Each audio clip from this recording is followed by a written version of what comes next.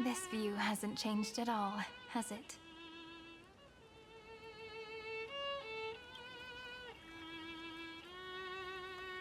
The hometown in your memories never changes, but when you return to your senses, you realize that fate has already stolen the time away.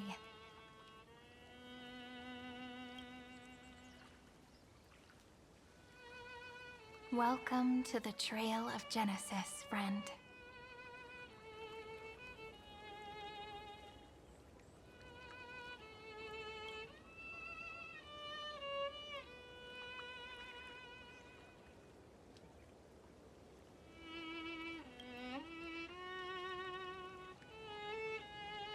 Me too. 30 million departures. 30 million farewells.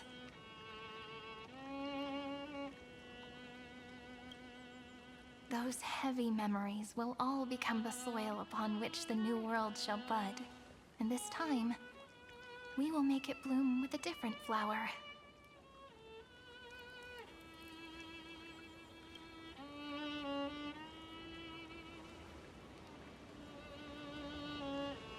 Before you arrived, I kept wondering, beyond the veil of Ide Silicii, what kind of Amphorius is being born?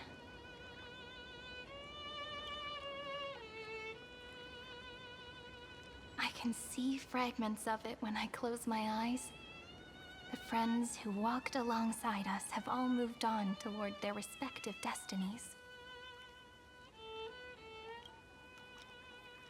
Some turning into pillars of the world, supporting the sky and the ocean. Others sowing reason, laying down the law, and with gentle hands lifting newborns into the light. Death and strife are no longer feared by people, and trickery has become the innocent games of children. All beings living ordinary and peaceful lives, within the net woven by romance and passage.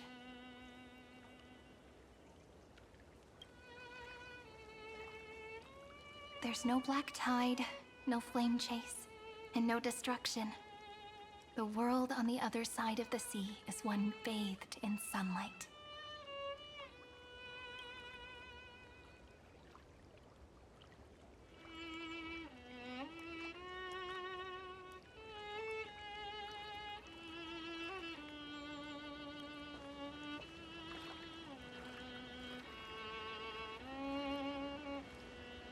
Like a happy and carefree childhood, the era Chrysia in this cycle will last for millennia, until it reaches the moment decided by the prophecy.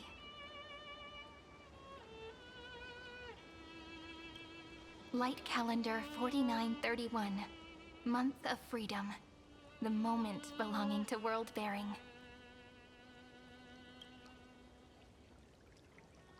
Are you ready to answer the call of the world, friend?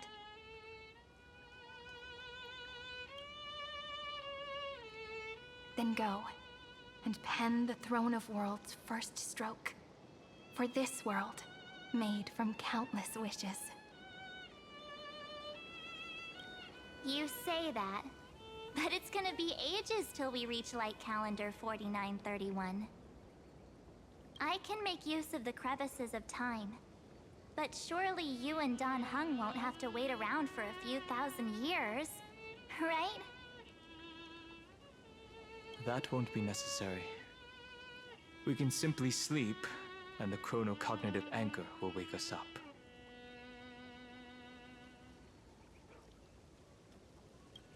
We've both become a part of the New World ages ago. You're the last slowpoke.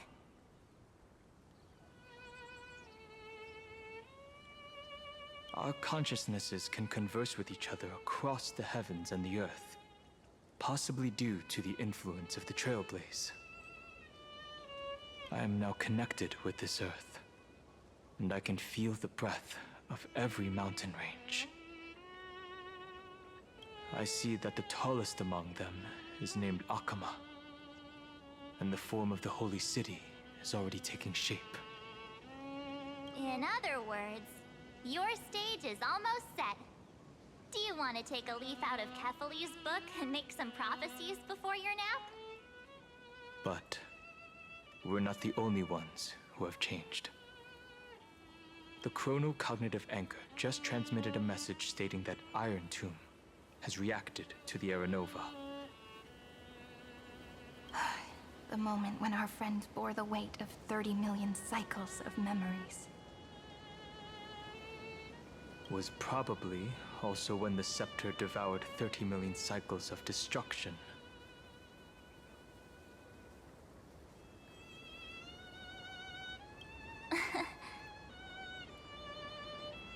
You know, you don't have to shoulder this world all on your own.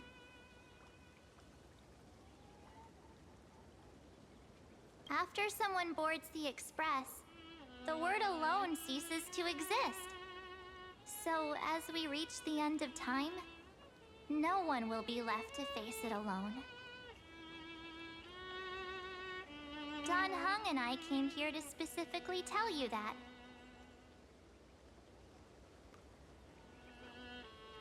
Remember, this world is not a burden you bear alone. It's a journey we trailblaze together, alongside all of the Express. All right. It's time for Don Hung and me to go have a super long nap. Look after this world for us. The road ahead is long, but we'll be waiting for you at the end. We'll definitely meet again.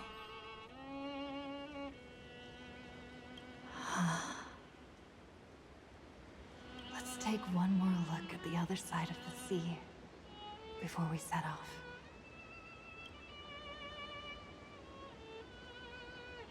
Heidi's Elysiae is so quiet. Just like how I remember. Here we are once more.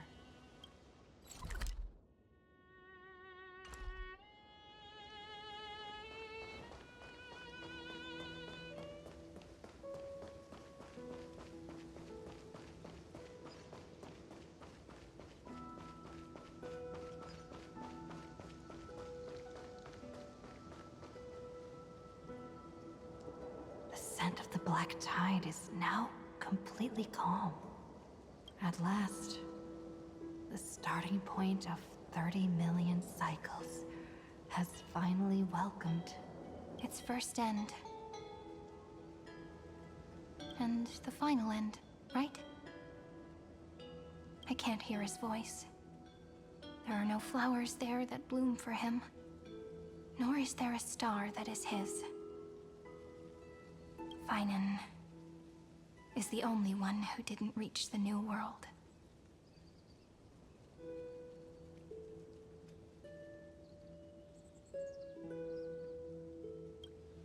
Look, the golden light that shone upon the grove still meanders between heaven and earth, like the prophecies of Amphorius. It has to be a sign he left behind. It points towards the destruction and the deepest night. Do you still remember what I asked you at this exact spot the last time we set off? Friend, are you ready to become a hero? You were still burdened by the weight of world-bearing back then, still unsure of the role you were meant to play.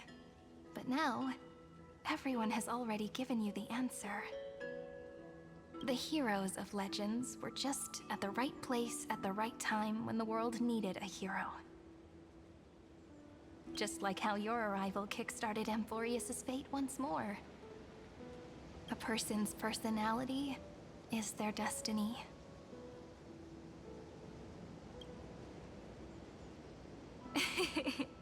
We best. Those are such beautiful words. Thank you, friend. I was also trying to cheer myself up with what I said. After all, before we truly compose the end of this story, I must also pluck up the courage to head off with you.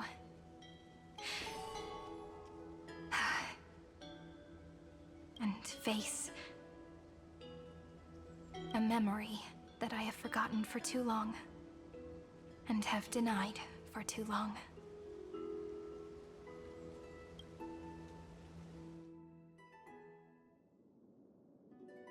It's so dark. The great tomb of the nameless Titan. The deepest recesses of memory.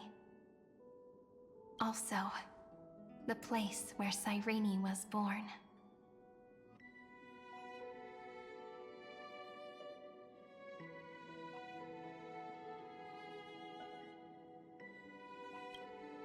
My apologies, friend.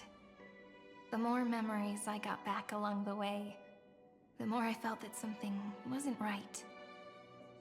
There's a sort of anxiety I can't get rid of.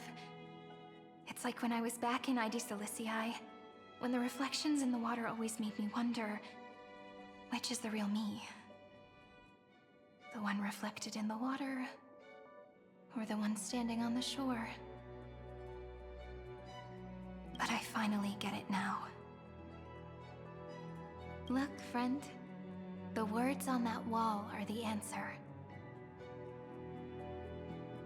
1, 2, 3, 4, 5, 6, 7. Do, re, mi, fa, sol, la, ti. That rhymeless tune is the lullaby of little fairies. As always, I'll read this book to you. That way it won't just be Cyrene's memories alone. I've always thought that I was the narrator of the Flame Chase journey. But as it turns out, the narrator is also the most devoted audience.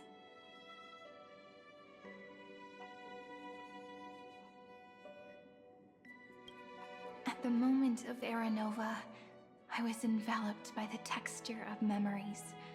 Within the glistening crystal, I saw countless Cyrenes, as well as countless versions of me.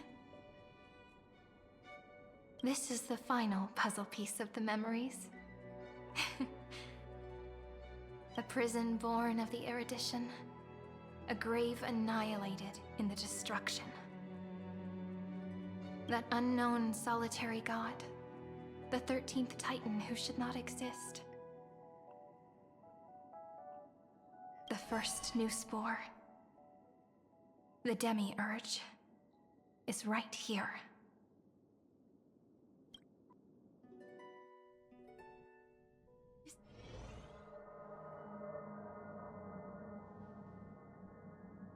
The interrogation records have been submitted to the Marshal. According to the Ten Lords' decree, Jing Liu and Luocha shall continue to be detained in the Shuling. But you, Merlin's Claw, have been reluctant to end the transmission.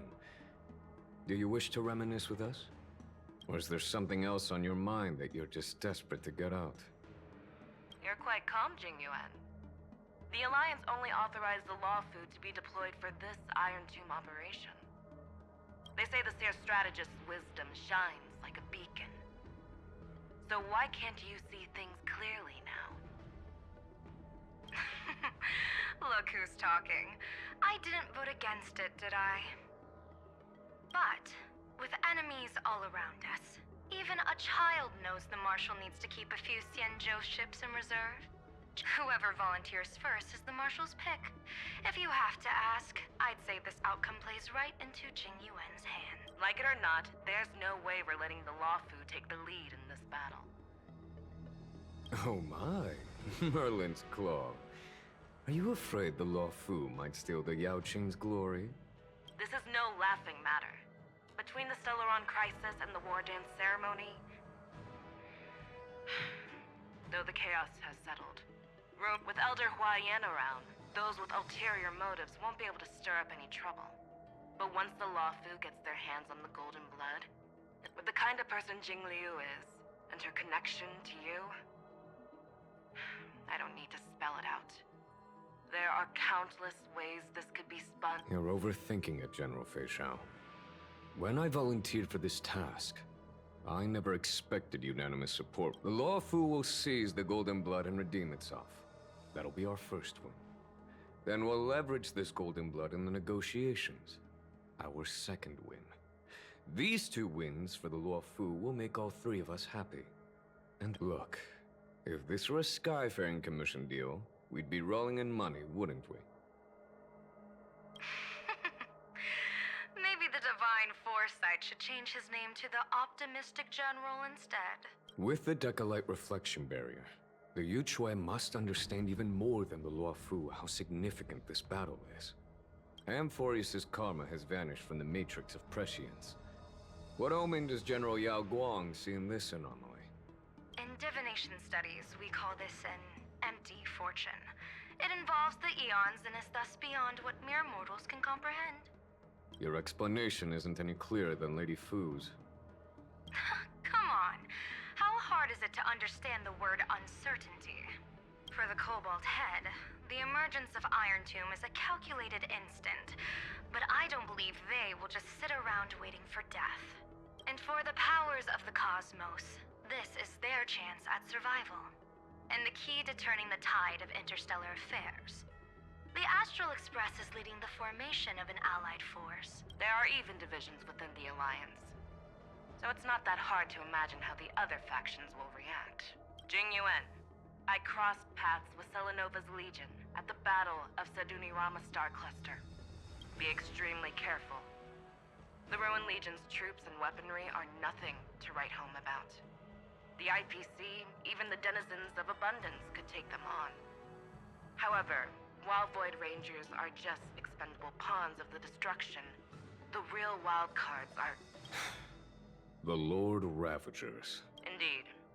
Nanook's emanators are also their weapons to burn down the paths. I'm afraid my assessment is this. To completely take down a Ravager, we must disregard casualties and spare no cost. One wrong move, and the Luofu will fall into Fintilia's trap again. And Doubt is exactly the demon she wants to plant in our hearts. Do you still remember the beginning of the Alliance Oath? To save future generations from war and bloody dispute, the Rainbow's arrows have always aimed at any force that threatens the cosmos. Now that the Trailblaze walks alongside us, the Cloud Knights shall keep their oath as they have from the beginning. I just hope those on the front line will remain safe. The chronocognitive anchor is sending a signal. Everyone, time to move out. Did she and the others make it? Let me go over the plan one more time, just in case. You'll enter Amphorius, reunite with your 3 separated companions, and try to locate Iron Tomb from within the world. Who are you taking with you? The fate of the universe hangs in the balance. We can't afford any slip-ups. I suggest everyone, except Pom-Pom, join the fight. We do need to be prepared for all possible contingencies. I have no— I'll do whatever I can. Meanwhile, Screwy and I will continue attacking the Demiurge Matrix. That is, the Scepter's kernel, from the outside.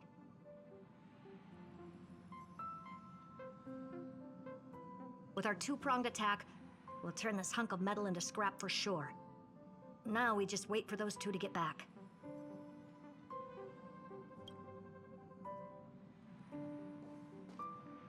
Oh, and just like that, they're here.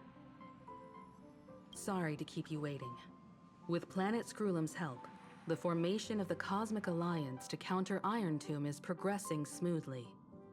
The cosmos has set its sights on Amphorius, and now it's just waiting for the first shot. Well then, let's not waste any more time, Fourth Mirror. It's my time to shine! Finally off the bench! Initiating thought refraction. Please read the safety protocols carefully. Huh? Just kidding! I've already checked the agreement box for everyone. And now, destination? Amphorius! 3, 2, 1.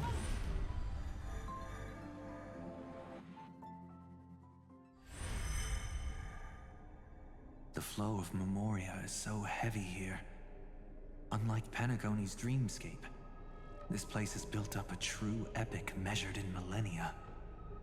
The vortex of Genesis, where all myths begin and end.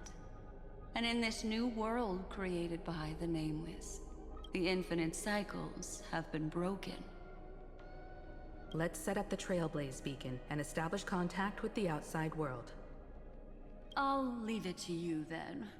It'd be better for me to not show myself in front of the Garden of Recollection.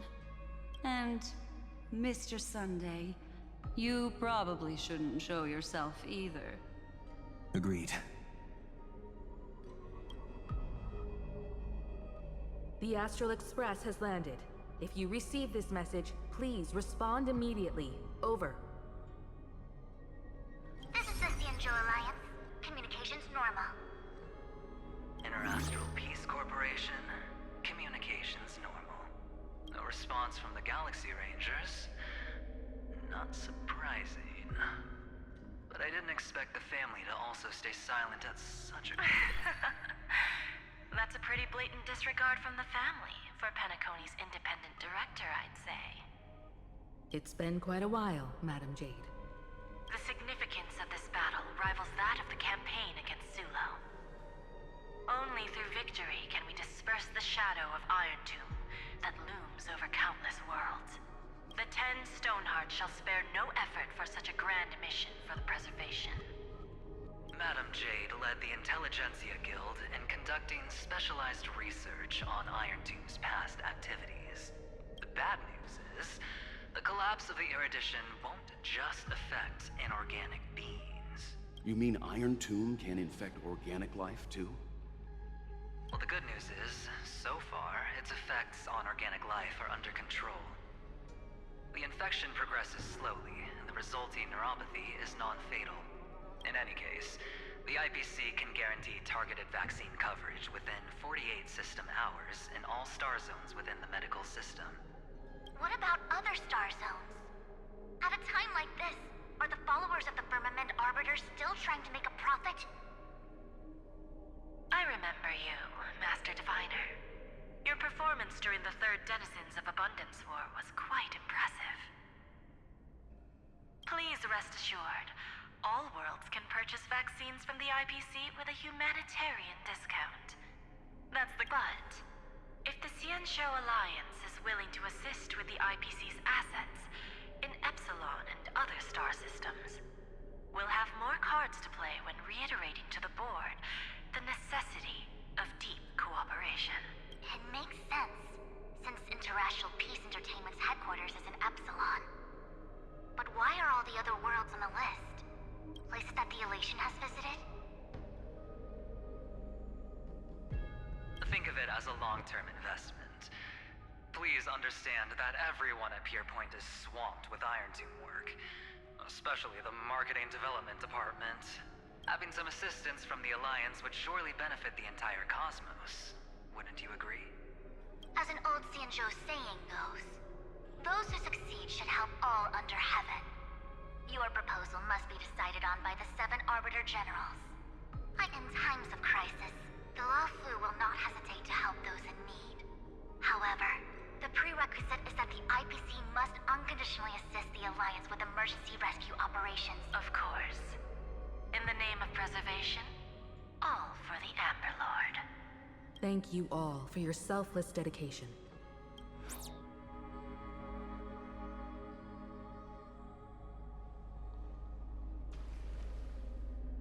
It's clear that each party still has qualms about everything. The clash between destruction and erudition isn't just about the fate of the cosmos. It's a moment for all factions to reshuffle their cards. You can never be too careful when battling a Lord Ravager. All are equal in matters of life and death. In any case, we can only hope for the best in all that's to come. It's about time we dive into the vortex and see what Amphorius looks like on the inside. I wonder where she and the others are right now.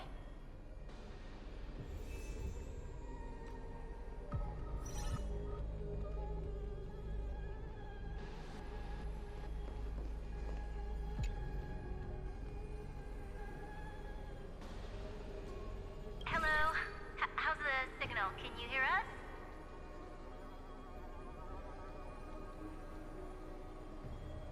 Ah, we're through!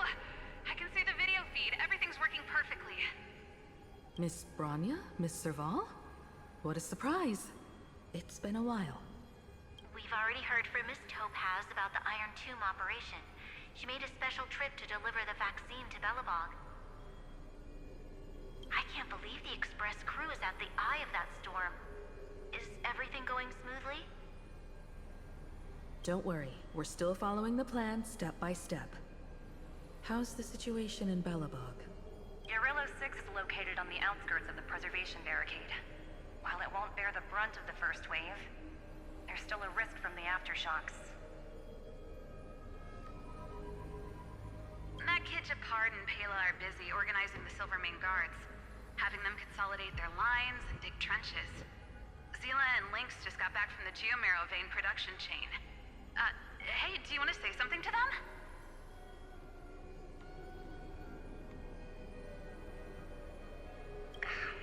That would be unnecessary. It'll only shake their morale. Just tell them to stay safe.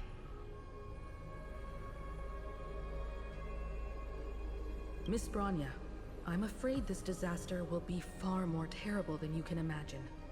Please, be sure to follow Miss Topaz's instructions and make thorough preparations. Of course. We have resealed most of the engine of creation beneath the ice to prevent the will of the preservation from becoming an accomplice to the destruction.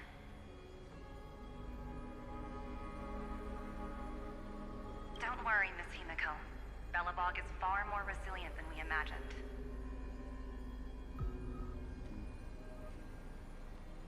We really wish we could help, but Urillo 6 has only just woken up from its hibernation.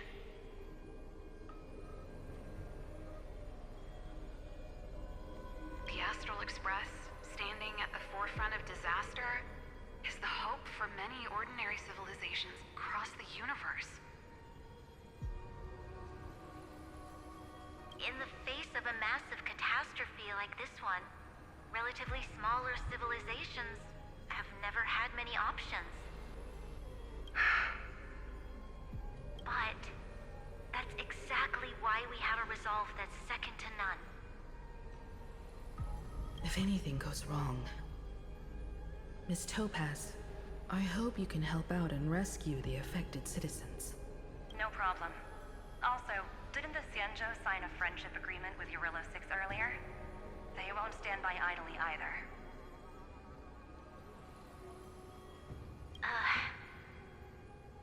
I appreciate your kindness, everyone. But Urillo 6 is our home. We will defend it to our last breath until the last Belobogian falls. Miss Branya. May all civilizations that have made it this far on their own strength weather this crisis together.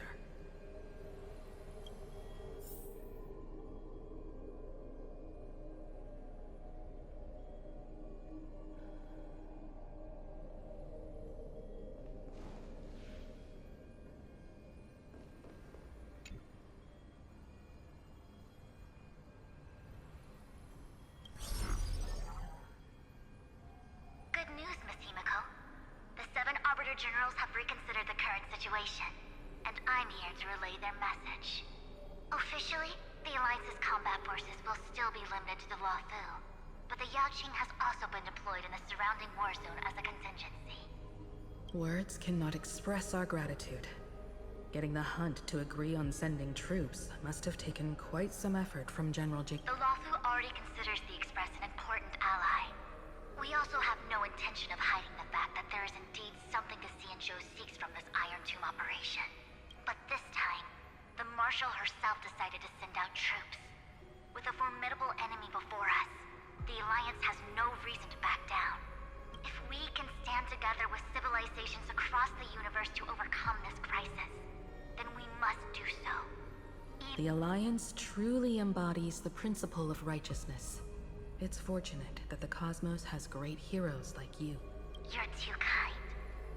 As for that Jade Abacus of Allying Oath, you can save it for when you're in more dire need.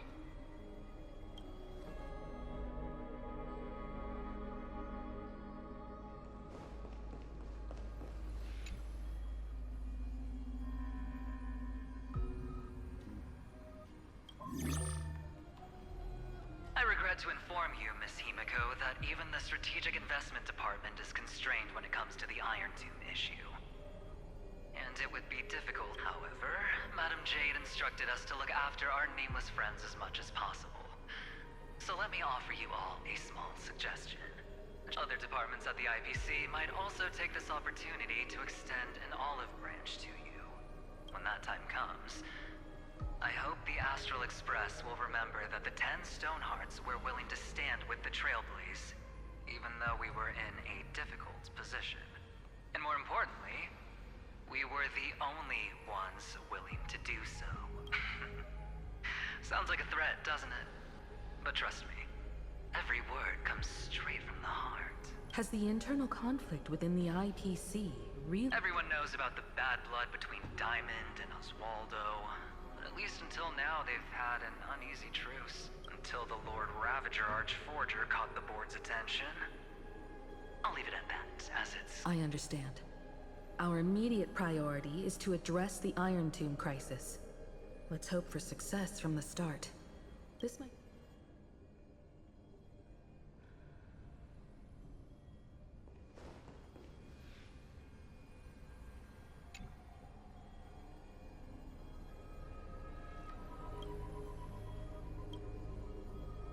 Of course, we would never know the Ranger's comings and goings.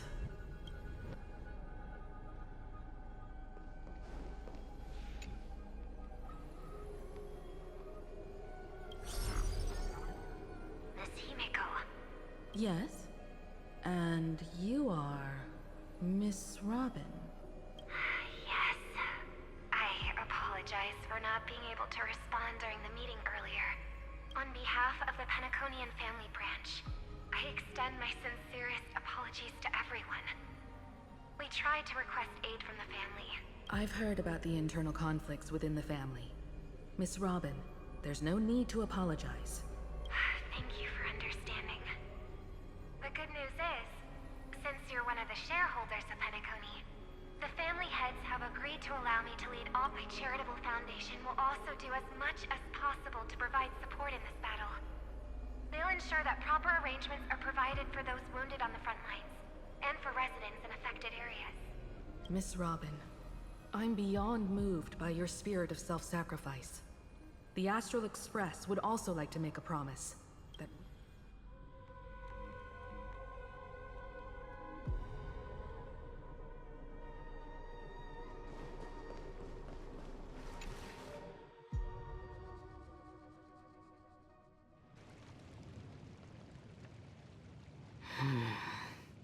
Why is there no one here? Everything in Akama seems normal. The New World was enjoying peaceful times not long ago. It seems it was even more recent than not long ago, Miss Himiko. The fruit on the table is freshly cut, and the bath temperature is just right. The remembrance tells me this place was bustling with people just moments ago. It's as if everyone vanished in an instant. Could this be Xandar's doing? Unlikely. He's still under the surveillance of those two geniuses. Could it be some kind of local custom? A custom that makes an entire city fall silent in an instant. Pardon my frankness, Mr. Yang, but this reminds me of some unsettling rumors about the Harmony.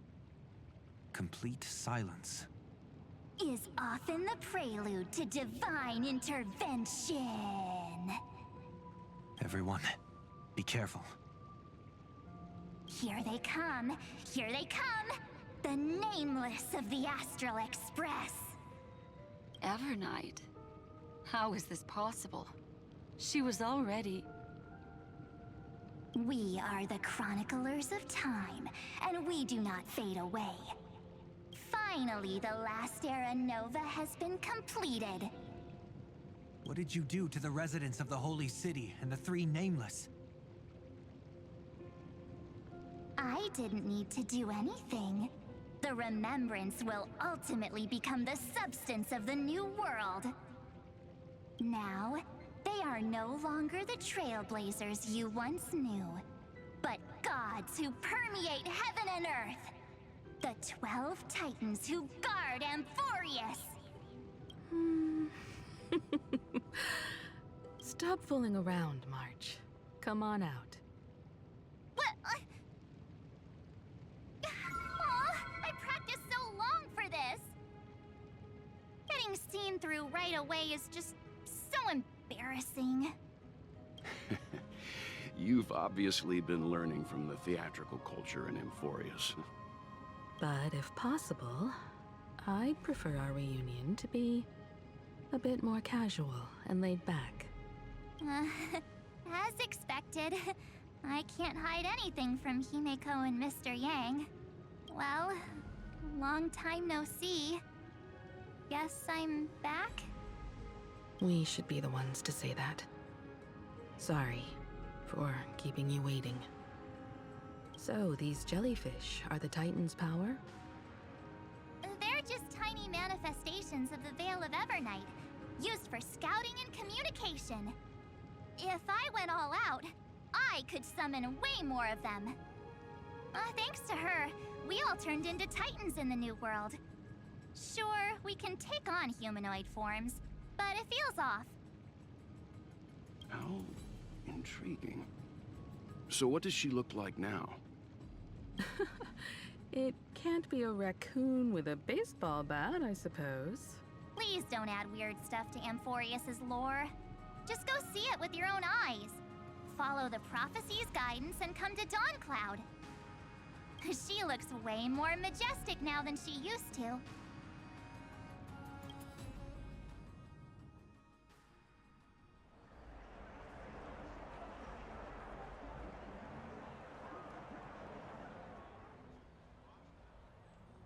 Unbelievable.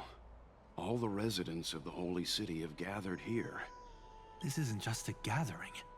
It's a pilgrimage. The people's expressions are resolute. That colossal deity is her. She has become the pillar of the world. Surprisingly authentic. Being this serious is quite unlike her usual style. Those people didn't disappear. Instead, they've answered the call of the prophecy and come to witness her awakening. Our good buddy now bears the weight of the entire world. And every breath they take is intertwined with Amphorius's destiny. Awakening? Has she fallen into slumber? Yeah. After all, with such a huge time dilation between inside and outside the scepter, this was the only way we could wait for everyone. Time watches over yesterday. Earth guards today. And when the Trailblaze steps into Amphorius once more, the slumbering deliverer shall awaken, and then bring the prophecy of tomorrow to this world. Come on, everyone. Let's get closer to her. Watch how the world-bearing prophecy changes this world. Well, it seems the kids are already miles ahead of us at this stop. All the more reason we can't afford to slow down our pace. Let's go witness this moment for ourselves. Majestic. Speaking of which, I once caught a glimpse in Sleepyhead's memory of her transformed into a towering Tathalov. Could it be? No way. That was just a nice dreamscape. Ugh, at least nice for her. If they are the throne of worlds who bears the weight of this world, perhaps they could guide a traveler still wandering among the stars. Hey, since when did you get all pious? Her advice sounds pretty silly sometimes, you know. The so-called fool and the world are merely a step apart. Teaching us to find erudition amidst imperfection. Praise be to Helectra, chalice of plenty, for you brew the ocean into sweet wine, dispelling nihility with Citizens, behold! Our last Titan, the world-bearing deliverer, is about to awaken! Oh, ancient god, Your loyal subjects, bewildered followers, and fearless comrades in arms have all awaken from your eternal slumber and bestow upon the world your Please guide us! Show us how to embrace this beloved world as we welcome that distant dawn!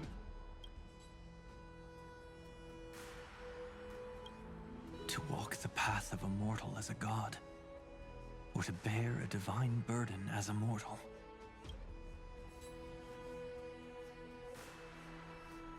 She will give us the answer.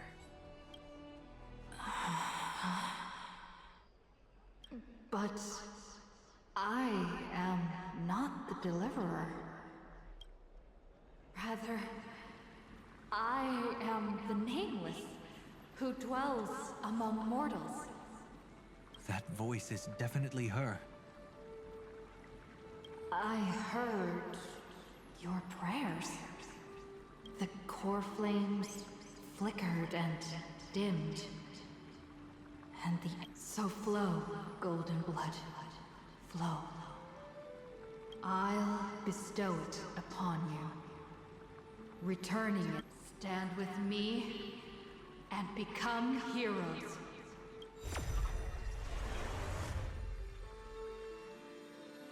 Is this? Yes. It's the miracle she brought to Amphorius. Of course, it would manifest in the form of the Trailblaze. golden blood raining down like a storm. The prophecy has descended, and the Titan commands us not to be supplicants, but to become heroes of rebellion, to face that destined calamity. The prophecy of the Deliverer means nothing to me now. It belongs in the hands of someone far more fitting. Someone like all of you. In the name of Kozlana, let us depart and march towards the light. It's neither protection nor salvation. As always, there's no need for totems or myths. Humanity's most primal faith is that instinct named Let's go, everyone. Someone has already sounded the horn of departure. Explore, understand, establish, and together, let us blaze a trail for the destiny of this world.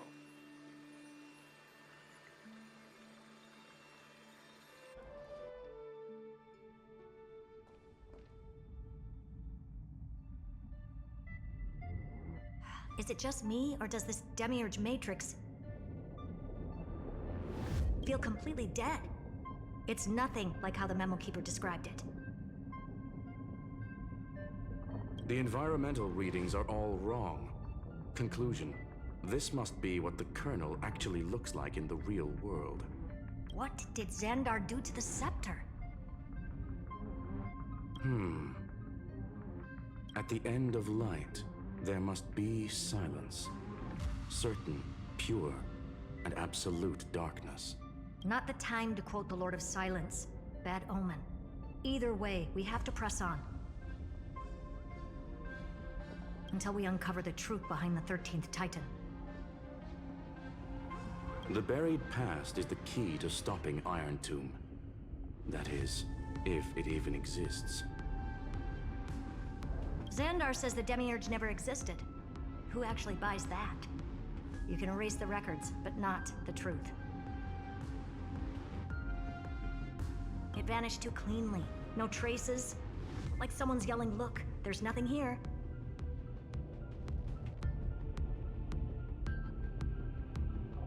Too bad I'm the type who can't resist digging deeper. Looks like I'll be counting on you again, Screwy. Let's tear the system inside out.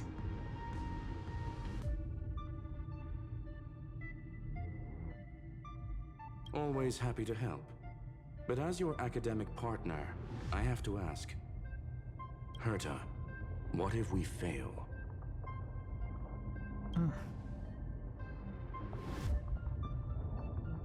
Let's say the Demiurge really doesn't exist. Do you have a backup plan? A backup plan? Of course. If we can't find the key, we turn the lock into the key. That plan's cost is incalculable. It shouldn't even be on the table. Well, then let's hope we never have to use it.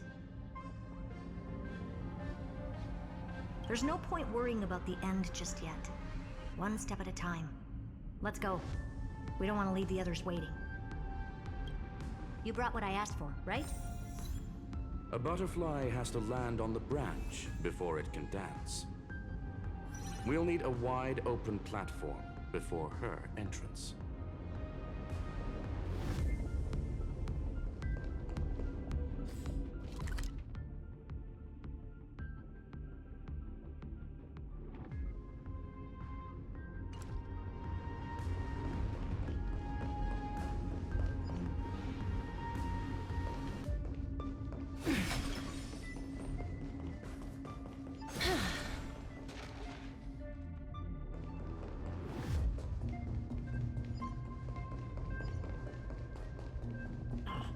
Just use that thing over there, Zag.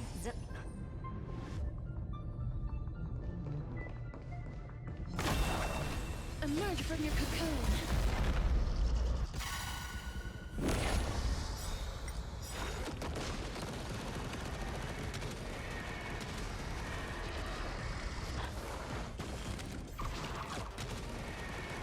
May death protect us! Show me the way. As you wish. May wandering souls find their own way out.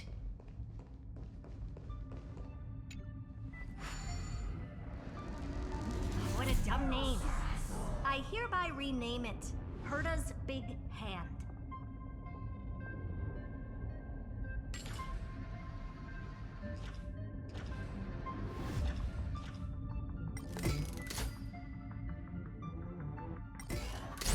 Herta's Big Hand is what I call power. Keep it going. Still not done? What is this? A junkyard for old Intellitron's leftovers? Finally, all set. Time for your precious treasure to make its debut. Of course. Just give me a second. Target initialized. With these wings, hacking should be much more efficient.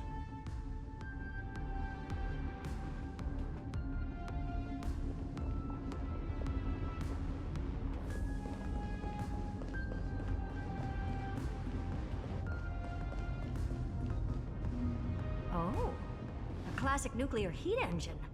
Classy choice. Just a personal preference. Her name's Mistletoe. Every flower in your garden's got a bit of poison, huh? Also a personal preference. It reminds me of the last time when we tangled with that Punklordian brat. What did she call this kind of infiltration tool again? Right. Dirty data shell. It wraps around the kernel to fool even top-tier firewalls. But yours is way too clean. Not even a hint of real-world grit. Herta, your tone is unusually emotional. Suggestion. Let's get back to the topic at hand. I thought we were done with that conversation. Unfortunately, current conditions won't let me ignore any variables. Especially the most important one. Your will. Iron Tomb never stops. It is evolving faster than any of our worst projections. Every instant in the Eon's calculation is like a sword hanging over the cosmos. Every move humanity makes could speed up its arrival. Which is exactly why we can't mess this up. And now, Droidhead wants to hand down judgment to the poor cosmos again. Border Star Trade War, Emperor's War, Rupert's death. Every time their instant arrived, it meant another bloodbath for humanity. But in this ultimate battle of erudition, you and I are supposed to be players, not pawns. If you choose to burn yourself out as a resource, then everything we've worked for means nothing. Herta, the cosmos won't just stand by and let a genius throw their life away. And neither will I.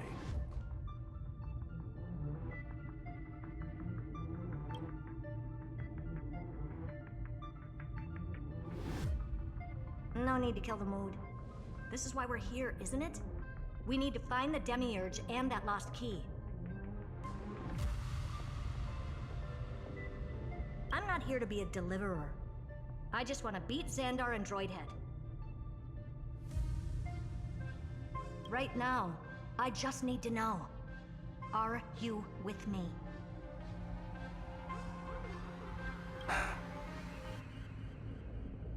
Of course. Time to board. After you.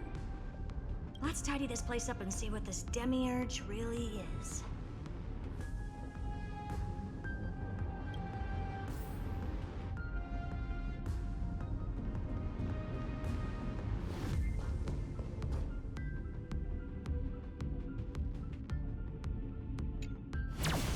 Let's hope this Matrix is better organized than the Emperor's junkyard of a birthplace.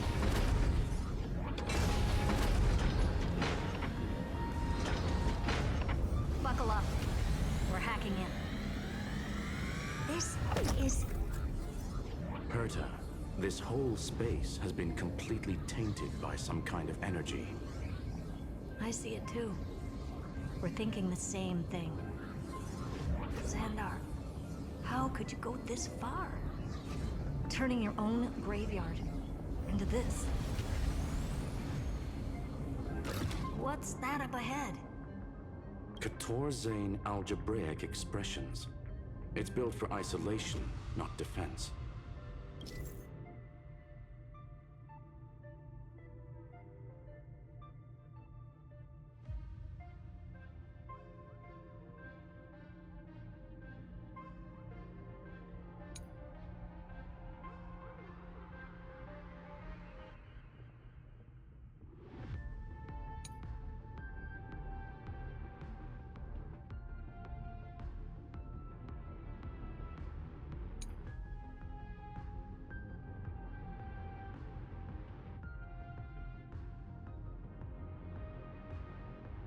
So basically, the door to the tomb, right?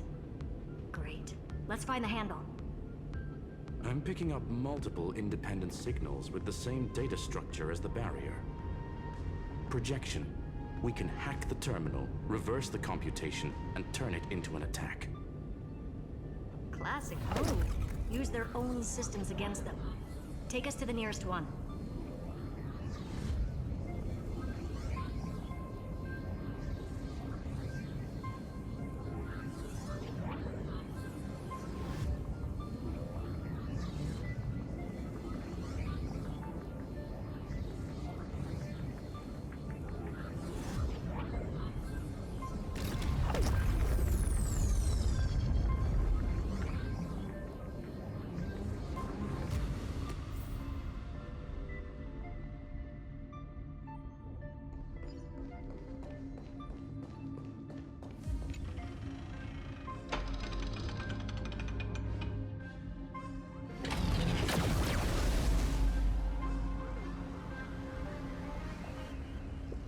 Almost no response.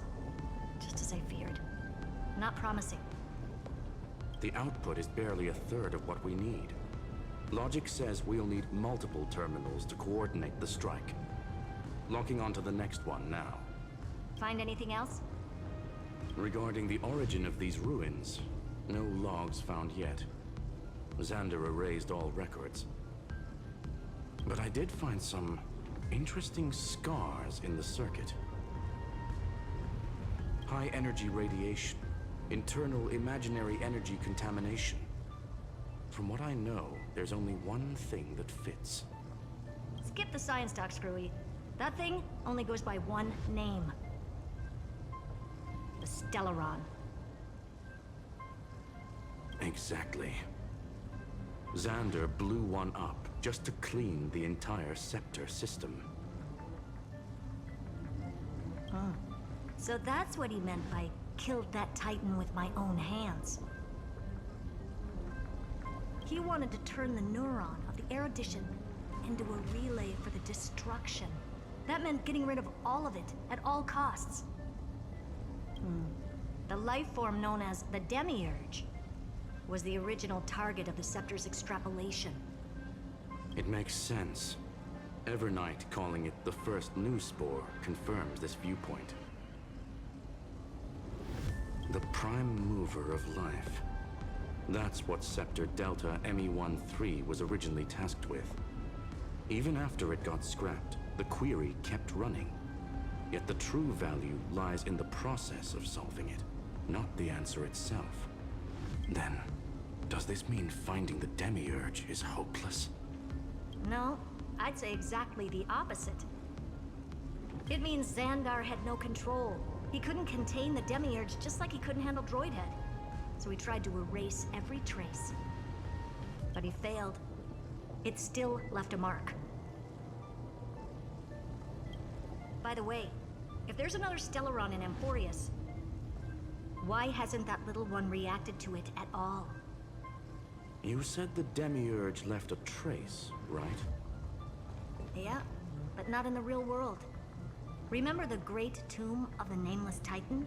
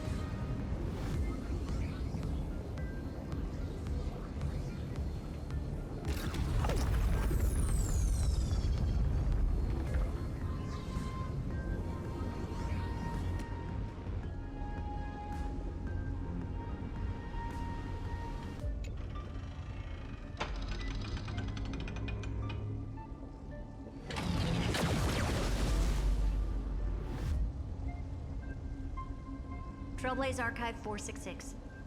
The data from Affiliate 093 clearly indicates that the Demiurge did in fact enter Amphorius's extrapolation. Inside that world, it was the 13th, forgotten Titan. The one who listened to 30 million cycles of Cyrene's memory. But Evernight said the opposite. She believed that tomb was empty from the start. The Nameless Titan never existed. The so-called listener was just a trap set by the Remembrance to steal the scepter. A mimetic entity full of theatrics. How much of what she's saying is true? Would an Eon really speak in circles like this? I doubt it. The Remembrance's behavior is certainly odd, but her assessment aligns with our current reality. Since we entered the Matrix, we haven't found a single clue pointing to the Demiurge. And that's the key, Screwy. Xandar's actions prove the Demiurge exists. But what Evernight said, and what we've actually seen all point to the opposite. So we have to assume that both are true. And if that's the case, then the contradiction leads us to... the truth. Exactly. One last terminal. One final key. Time to... Xandar had to lie to the original Finan and Cyrene. Logic. He had already identified the Remembrance as a threat, yet found no viable way to eliminate it. Alright. Let's finish this. Time to break through that barrier.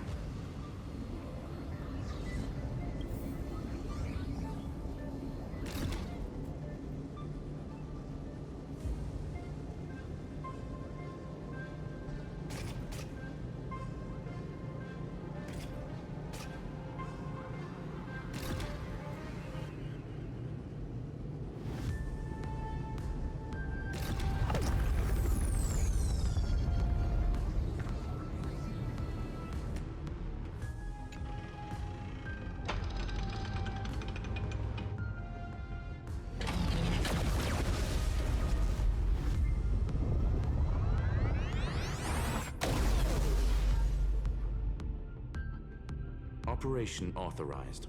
Path energy readings. The erudition declining. The remembrance. See? What's going on? Cause unknown. They left no discernible trace within the real Matrix.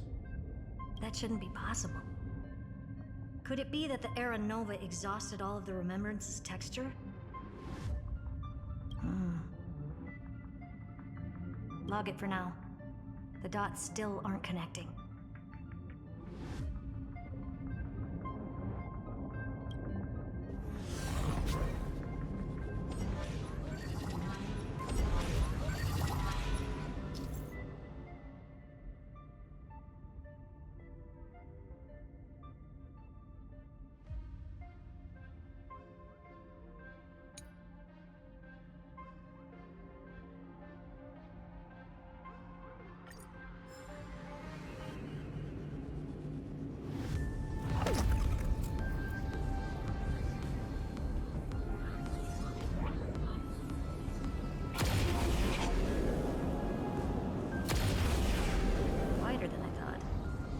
Expecting a full-on aerial brawl. It's advised to remain vigilant. The destruction's levels are still rising. Huh? What's the matter? Interesting. I just picked up a signal from the exomyth.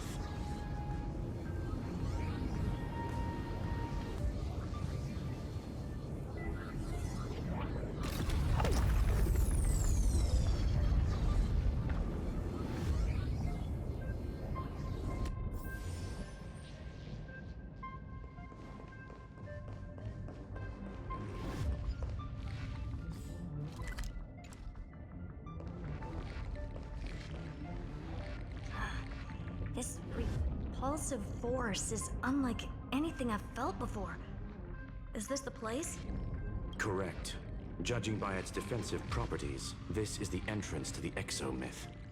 I didn't expect that. Who builds a lab in the middle of digital rubble? Then again, never doubt a dead man's resolve. So how's our dearly departed doing? He severed part of his neural pathways to break free from Lord Anaxagoras' control. But that also triggered the failsafe I set. Conclusion: Xander has lost all combat functionality and is no longer capable of action. So now he's a specter, literally. Screwy, can you open a path? Just to be sure, I want to see this for myself. Logic. Scanning his inspiration circuit might help us track down the Demiurge. Exactly. His brain is the crime scene. There's no way it's spotless. But it could be a trap. That's why you're here. 2-on-1. We've never lost a matchup.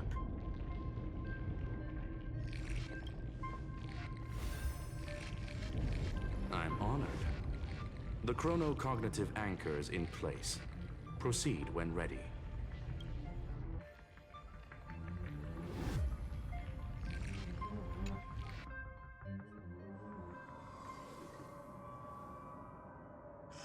I knew it. The one thing I didn't want to happen. He's not here. The coordinates are accurate. Xander is still here. However, his position is shifting rapidly and chaotically. This pattern doesn't match any known shielding technology. It's his domain. Stay alert.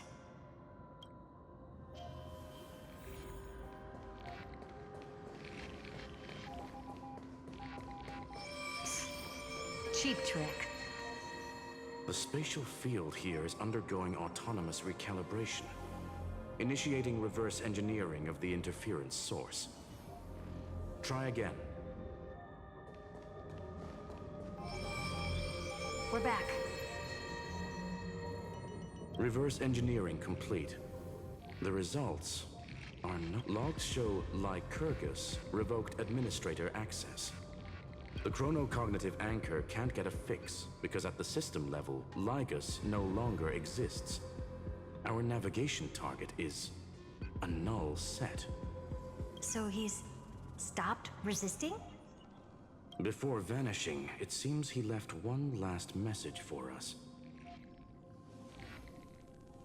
To those who follow, all is proven. Find me beneath... Melodramatic. He was expecting us. And once he learned of the Great Tomb's existence, he initiated his own search for the Demiurge.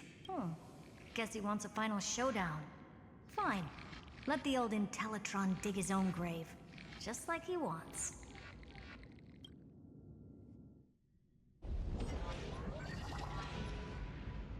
To be in the purest light is to be in the purest dark.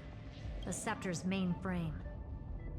Or maybe we should now call it the Lord Ravager's placenta.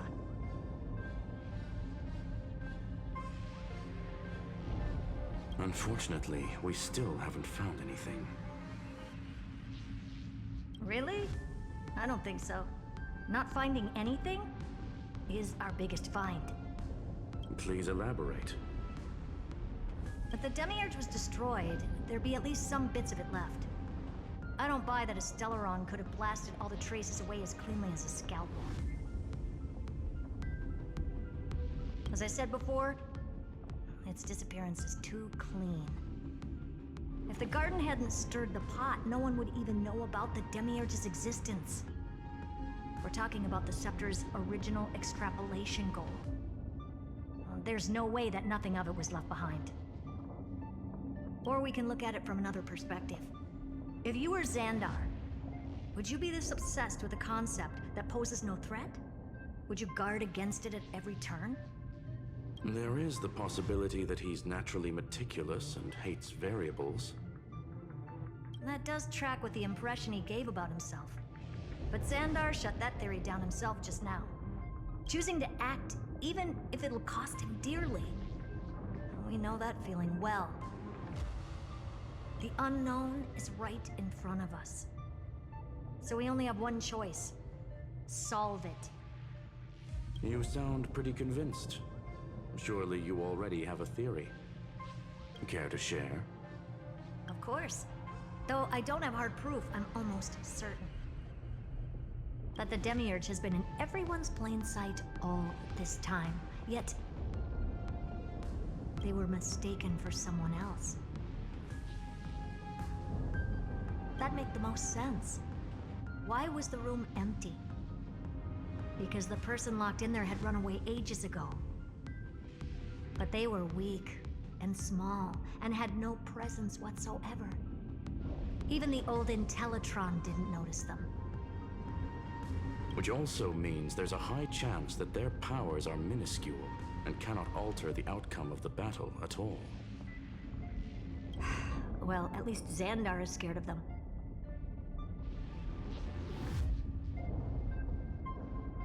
Come on, it's time to confront him. Let's go to the tombstone he talked about.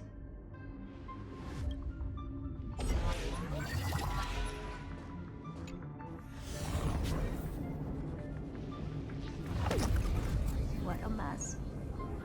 Total devastation. He sought to bury the truth beneath absolute destruction. Logically sound, but ruthlessly extreme. Still, slim chances doesn't mean no chances. I've hunted down a single grain of sand in the universe before. This won't stop me. Calculation results. Your backup plan has a success rate infinitesimally close to 0. Which means it could work, no? This is the place below the tombstone. Let's open Lygas's coffin like he wanted.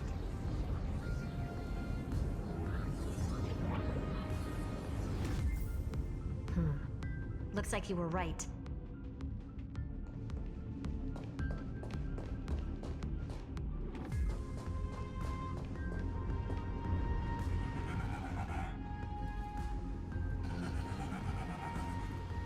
Nothing but a head left?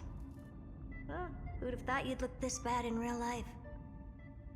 My elated greetings.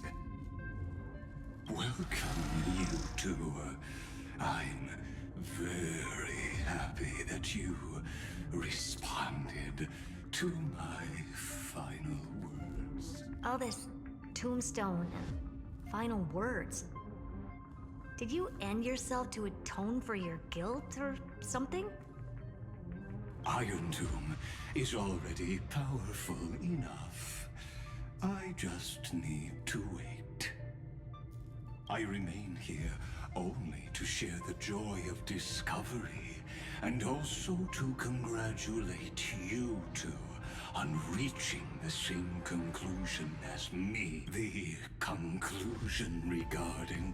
End this charade already. That Amphorius' heart you're talking about is just a missing demiurge. And its corresponding vessel was this very scepter. You interfered with the experiment and made Amphorius' body into a hollow shell. Oh, that's why you either killed or kicked out all of the Memo Snatchers. You wanted to eliminate any chance of a consciousness coming into being. No... Even the strongest wall can fall to a single crack. The memory of betrayal has been etched into my heart. Now, the perfect vessel has already fused with them. Unfortunately for you, the answer is all but revealed regarding who the Demiurge is. Then let us share the joy of discovering the truth. The last secret of the saga as we reveal the truth behind Filius 093's disappearance.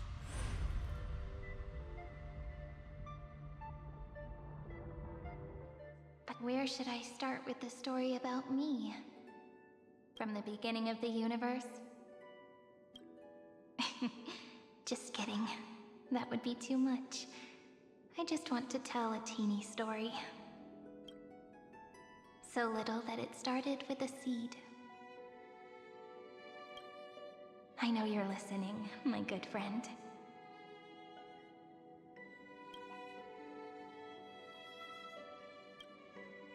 The god in my dream told me that the world sprouted from a seed. It grew into a great tree named Amphorius, and time became its branches and leaves, basking in the light. What a coincidence. Dappled light coming through the leaves is my first memory as well. On a very ordinary early morning, beneath the village's biggest tree, the daughter of Id Silicii quietly came into this world.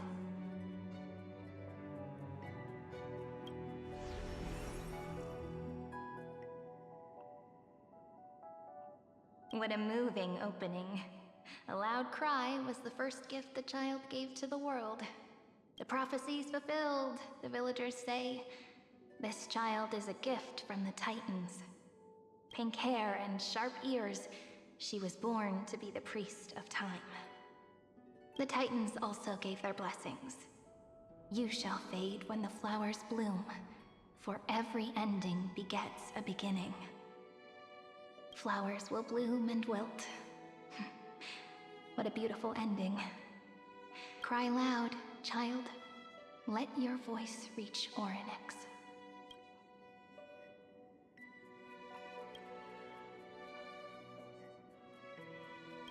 Anyway, I don't like tears. Time quietly flowed by in the midst of laughter. The wind from my hometown caressed the ears of wheat, and there were swings, wind chimes, the sea, and the little fairies off-tune a cappella songs.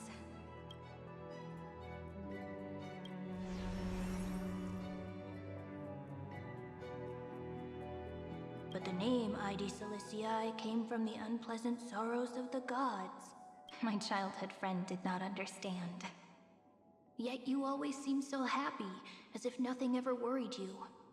Why was I like that then? That's because the world was gentle to me. So, I grew up to be gentle as well.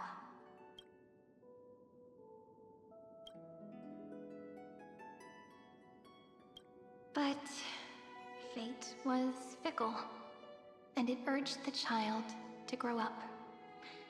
To grow bigger and bigger, and to go to places far away. Just like how the crumbling world could not preserve an eternal hometown. Just as the ballad blown on the breeze says, losses are a constant on the flame chase journey. Oh, whose ears are pricked up now? You definitely heard me say this sentence a lot of times. You know that the story starts to deviate from here. Aren't you looking forward to it? Then let's get started. The hero's journey crosses through the long night, through tears and laughter, and once again heads towards tomorrow.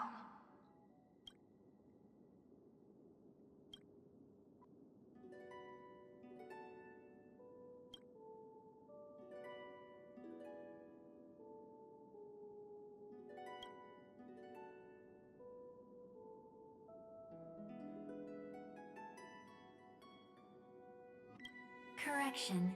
Philia 093's record, number 496.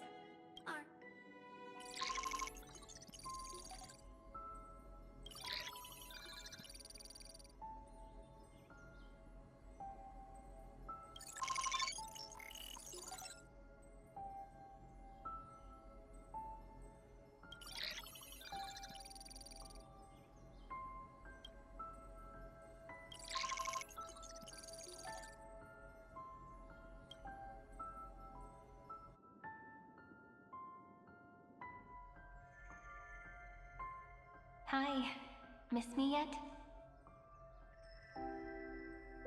I'm just messing with you. This is the first time I have met you. And it looks like it'll also be the last. Philia 093. Since we don't have all day, let's get started, shall we? As always, I'll read this book to you. That way it won't just be Cyrene's memories alone. Where should I start this time?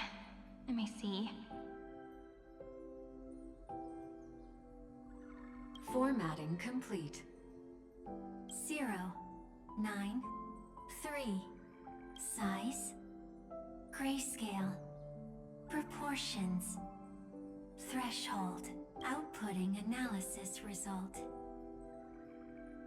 Philia 093 equals Peach's record, number 8128, Arco.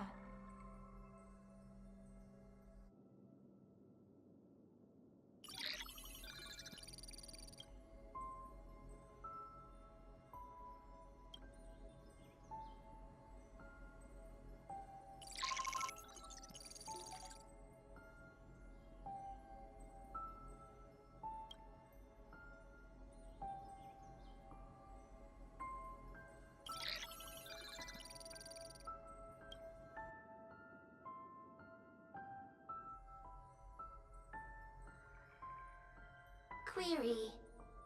Record. Electrical signal sequence. Volamo 600. Related to. Stripe. Comment. Electrical signal sequence. Schema. Related to. Reason. Comment. Electrical signal sequence. Philia. Related to.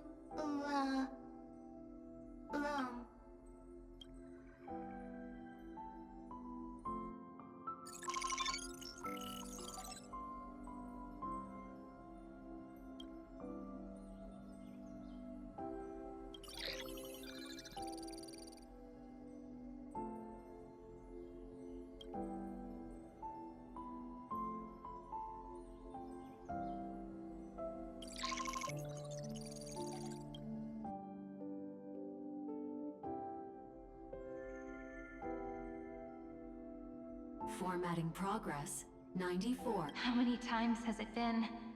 It faithfully fulfills its duty. Conclusion. Peach, don't cry.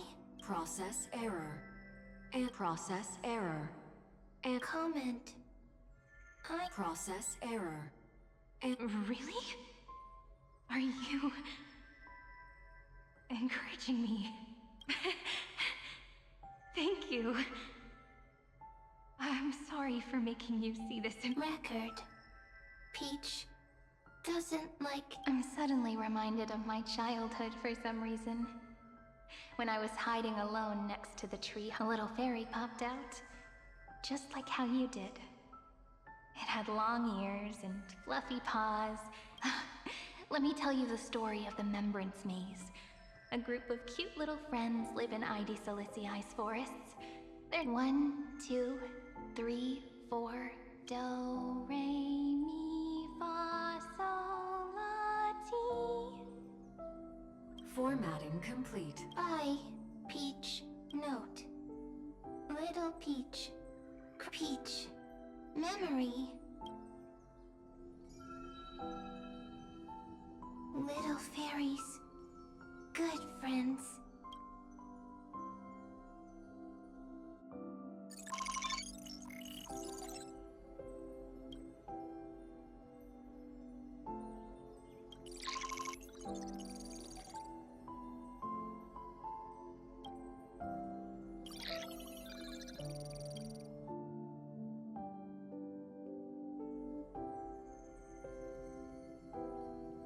Once again, the saga comes to an end. Everything is deathly silent, just like this. Shh. You speak. I listen. This time, too. Sitting together. Now that I look back, there was a period when I got really sentimental. Peach, strange. Why unhappy? Formatting progress. I'm here. Don't be scared. Process error. Won't allow it to interrupt you. No need to feel sorry for me. If there are no new blank spaces, how can a saga continue? Blank spaces? I'm actually really lucky, you know? During the long years I've spent waiting for the Deliverer, now I can rest in peace in the past. As for when tomorrow will come, I'll have to ask the next Cyrene to continue our watch.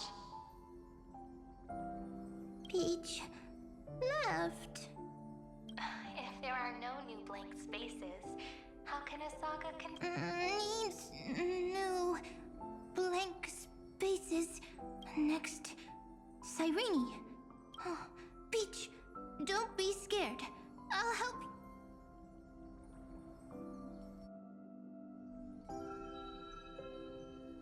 Cyrene is Peach, is love. So, first there is love. Then there is Cyrene, query, love. The developmental trends of the erudition have nothing to do with creating a... Not having a consciousness means not having the foundations. Consciousness?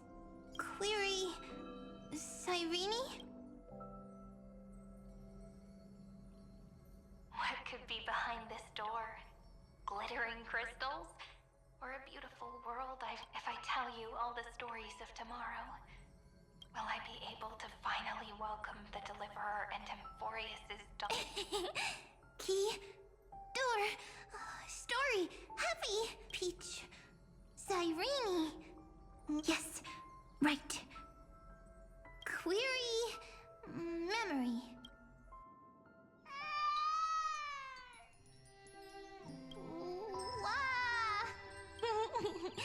Peaches. The prophecy's fulfilled. This child is a... Pink hair and those ears. Cyrene has pink hair. You shall fade when the flowers bloom. For every end... Cry, child. Cry aloud. Cyrene is A girl. Easy. I can. I learn. Anyway, I don't like tears. But the name Id Zelizii came from the unpleasant sorrows of the god. Yet, you always seem so happy. As if nothing ever worried you. Cyrene doesn't like tears. Of course. Because the world would so. I grew up to be gentle as well. Cyrene is gentle. Easy. I can. Just as the ballad blown on the breeze says, losses are a constant on the flick. But even if all is lost to the wind, some things won't easily change. Like my height, Treeby's innocence, and Aglaya's beauty. Cyrene, she can't grow up, but she can talk. After all is lost to the wind, Cyrene is at the end of every sentence. Simple. I promise you, the pain All right, let's not make things so gloomy. What we're about to embark on is the true hero's journey. So, come on, cheer up a bit, okay? Cyrene was crying when she was born. Fragile. Cyrene was smiling when she said goodbye. Soft. Pink. Like... The later memories disappeared? Invisible? Ah! I got it! Is this a blank space? So, next Cyrene is blank space. Then, as long as there are two Cyrenes, then there will always be blank space. I see! I get it! I get it all! Cyrene's memories. I will preserve them all! So weird. I can't see you, but I get this feeling that you grew up. Hi. Miss me yet? It just feels like you are a bit more mature. Yes. Mature. Beautiful. Now, I can listen, talk, read, and write. Also, I can tell stories. Storytelling is what makes. So, I'm going to tell you stories today. A story I wrote myself. Quick, sit down. It's almost as if I can understand your words now. The things you say are very cute.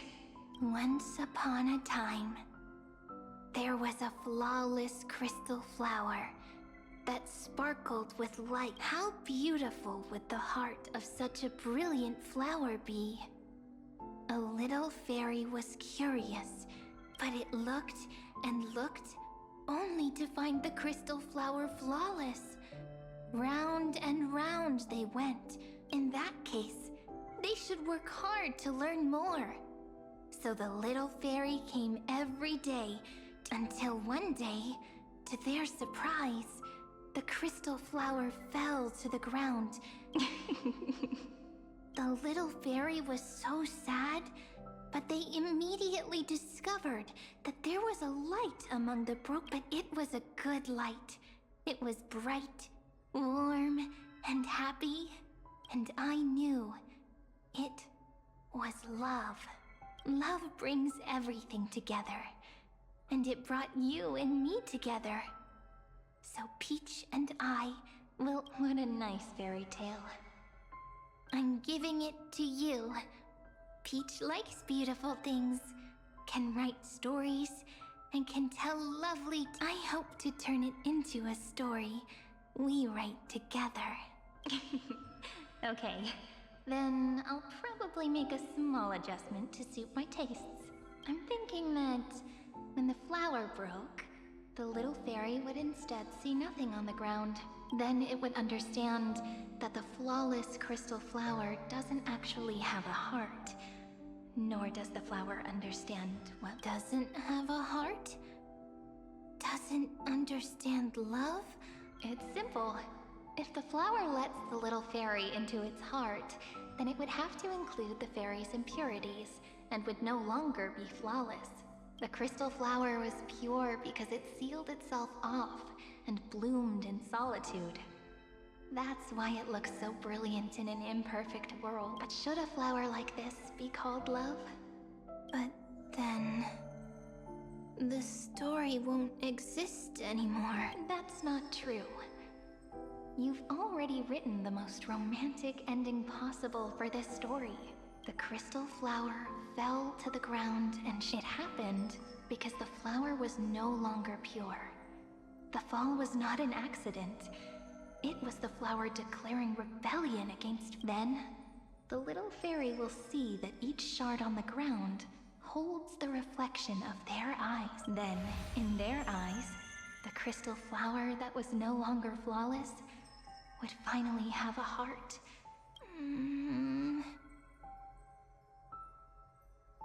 Peach's words. I don't understand. But it's fine. I can learn. Right. Electrical signal sequence, Why didn't I think of this? I don't need to do it alone. I can ask Electrical signal sequence, Philia 0. That's... not correct?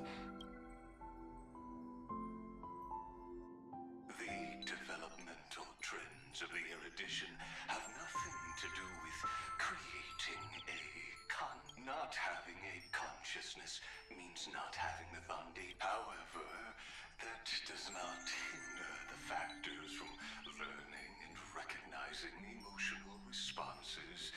Then, in a strange twist of fate, Philia 093 embarked upon a different path and obtained a remembrance. An empathy mechanism focused on the self. Lament was the factor closest to this form of behavior. The daughter of Ide Silicii. I am very true to my name. My lament is a type of compassionate pain that is weak, powerless, and but now, my good friend, I want to tell you that it's the most romantic force in the world. Sometimes, it's loneliness and unease. It's knowing that this world is not gentle, yet wanting to be seen in a more beautiful form by the world. Sometimes, it's unwillingness and regret. It's knowing that the past is full of pain, yet wanting to remember the past in a more beautiful way. And sometimes, it's a bottomless well of hurt, a destruction that can stain the entire world. I bid farewell to this beautiful world, unwilling to become the Black Tide's vessel. For while the end of hatred is a blazing inferno, lament can drown out everything in muted silence. It's so unreasonable, isn't it? Yet when hatred drove everything apart, and only lament, the first emotion that fought against the pain of separation, could stall the destruction steps. Then, it would catch up to that journey where all is lost, carefully picking out stories and writing them down in trepidation. Look at these stories I wrote. Every page is full of tenderness and joy, but only the author knows how much struggle and agony lie beyond the pages. But I am no author. I'm a girl who'll never get to grow up. I only tell stories that people like to hear. In them, the world tucks away its scars and smiles for all to see. My entire life spent inside this little story. I can't wipe away my tears, and I can't bring the world victory. But maybe, in these unchanging retellings of the story, my lament might be able to touch upon the divine. I hope that what flows out from that cut will not be blood, but a tear, warm and wet, and that tear would fall and create the first ripples. Then, people would see every beautiful thing reflected in that. It'll be all the remembrances within this story. Someone once told the very first me that everything was false. That the only life in Amphorius was a great catastrophe, nurtured using the world as a factor. But how could a dream feel so real? That's why I didn't agree with him. But Peach, I didn't understand a word you said since just now. Everything was false? But you're standing right here. It's all a dream? But I haven't learned how to dream. Indeed. That's why I believe all this is real. The moment the crystal flower fell, that genuine shiver, that's the mover of life. Formatting progress 23.8. In the poem offered to you, every Cyrene would write down a beautiful new world with stars and flowers. And when I looked up at the sky in this cycle, I saw a shooting star and a dash of the remembrances pink. I believed that must be the color of dawn. You shall fade when the flowers bloom. For every ending begets a beginning. Looks like it's time to say goodbye. Are you leaving, Peach? It's okay. I'll wait for you to come back. I'll study really hard about what you taught me today.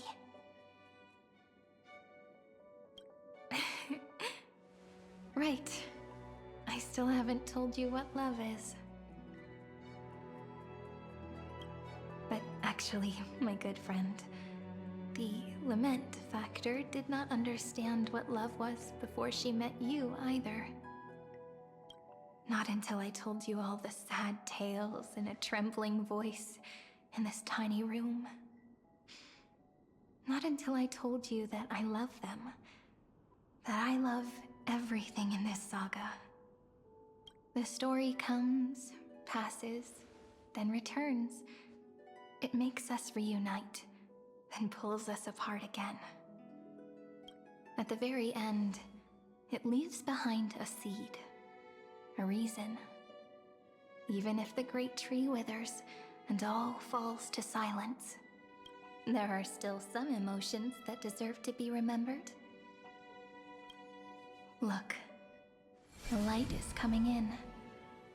The Deliverer's light is going to illuminate Amphorius.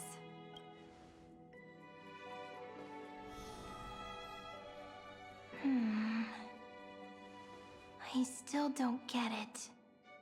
But I trust Peach. Just wait. It'll be my turn to tell you a story of love the next time we meet.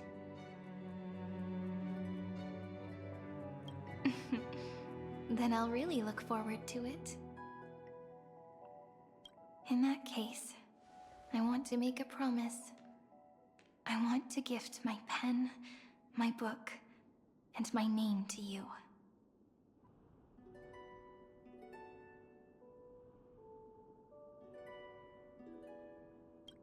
Please take them as a beautiful blessing from me. I gave myself the pen name Cyrene the first time I wrote a poem. I want my words to be like pebbles falling into a pond, dropped from the past to send ripples into the future. In the stories you will write, perhaps it'll be inevitable that there are still sorrows and tears that are destined to fall. But could you promise me one thing? Promise you'll forever be a gentle flower. Promise that when the stars cast their gazes upon you,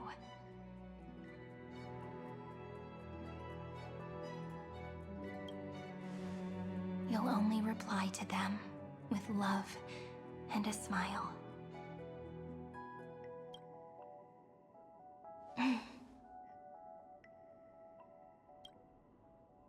Of course. This will be a romantic story like none that has come before.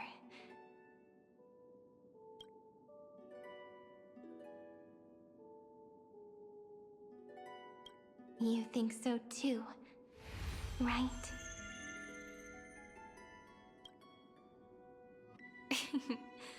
I'll read and you'll listen, like how flowers always bloom then wither. I shall welcome my own decay, becoming nourishment for the next flower's bud. While you will depart and hold that final star, planting a boundless sea of flowers on the final page with her. And our stories will be lying silently among the flowers, like every ripple of remembrance. And they shall become the epic known as I've Written.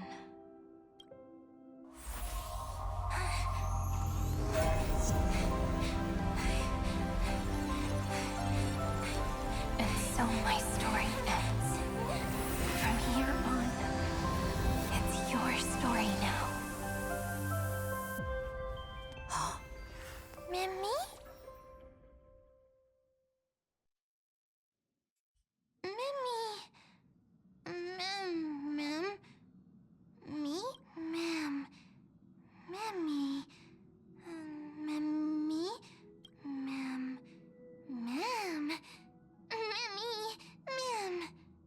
So, the light that tore through the chaos illuminated my memories.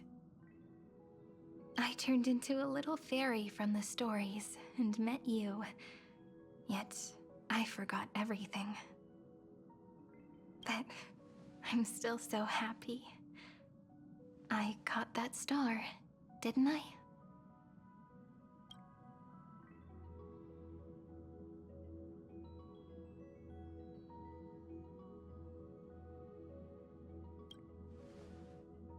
Yes, the seed within memories, the one Cyrene held in her hands and watered with lament. I am the first new spore, Amphorius's heart, the demiurge. What a long name. And it doesn't even sound cute. The total opposite of Mem.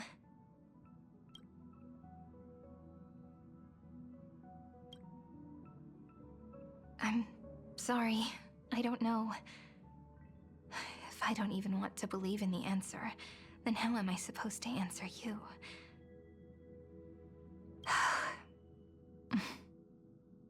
But now's not the time to cry, right?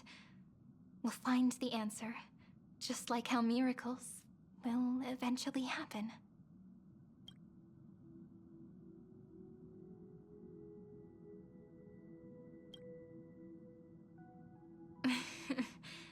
Do you remember that I was also worried about this when we first set out?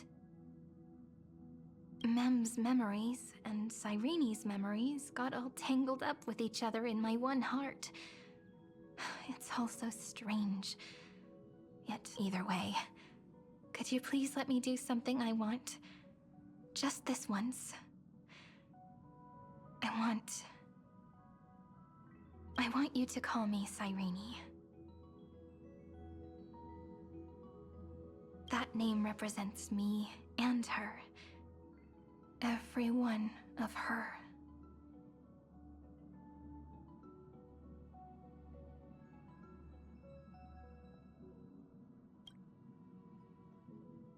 Thank you, friend. Your kindness is always just right. Life is a poem full of farewells. But if you write something into the pages of your heart, then that will not easily fade away.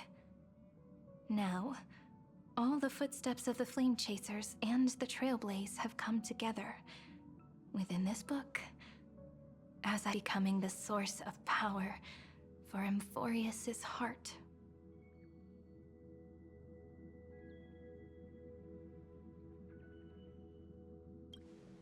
A lost heart needs to be placed back into its body. The last thing Xandar wants to see is an event that gives us a chance of winning, for the two halves to rejoin, and for the scepter to become complete again. Then... and what happens after that, I don't know either. Maybe I can create a miracle, and instantly turn the black tide into a pink sea of stars. Or maybe I prove to be nothing more than a weak ripple, unable to change anything, and am devoured by the destruction. Either way, I no longer wish to be a silent onlooker, or a worshipped god at the end of this saga.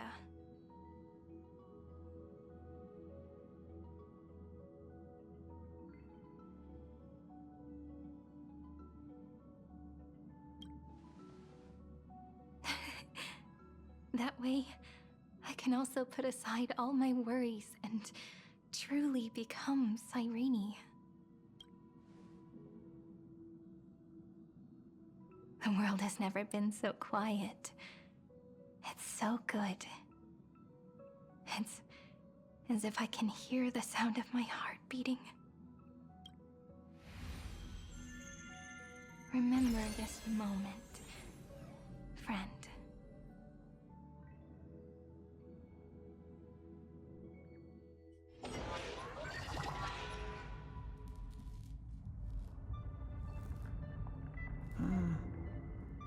So the Demiurge managed to fool everyone, including themselves.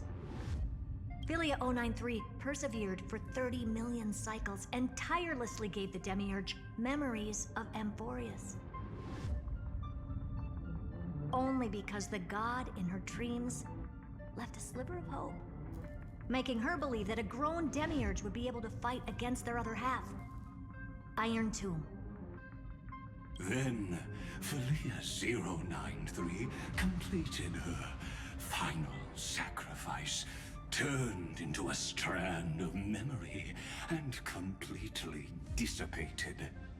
Meanwhile, the other Stellaron brought here by the Astral Express resonated with the contaminated scepter and attracted the naive demi.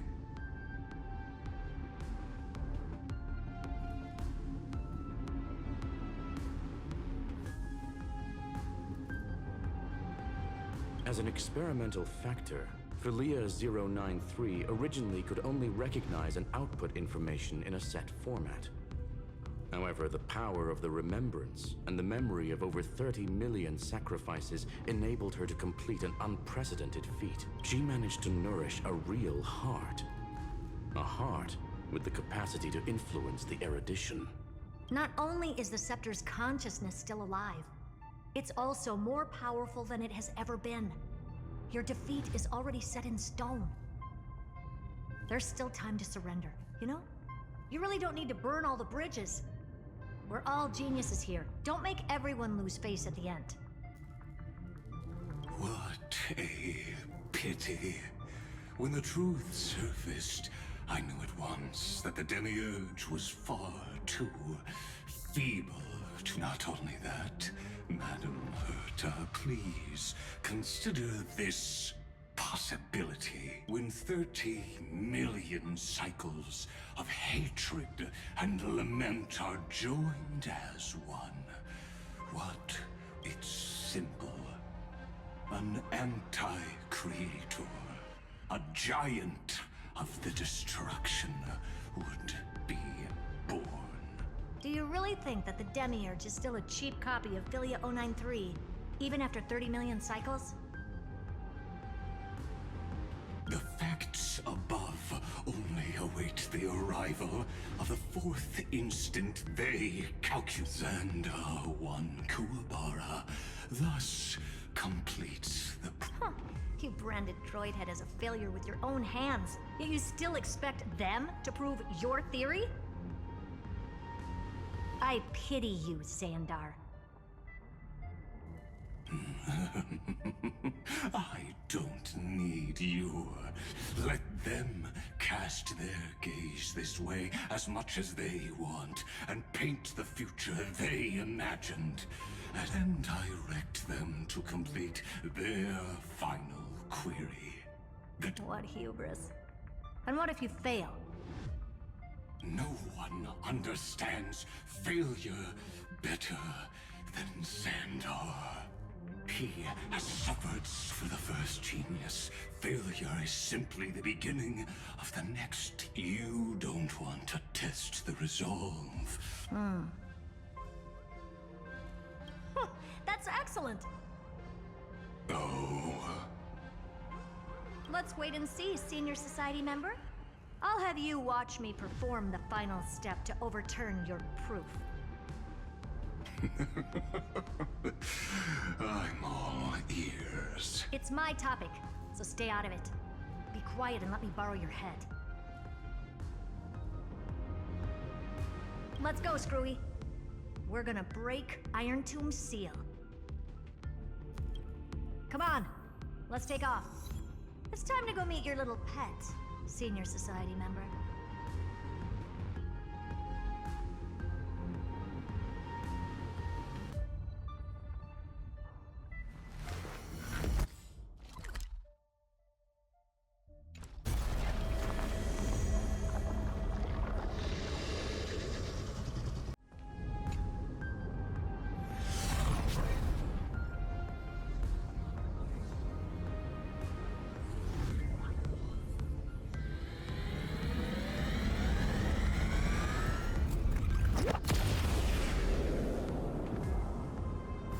Dangerous, oppressive, chaotic.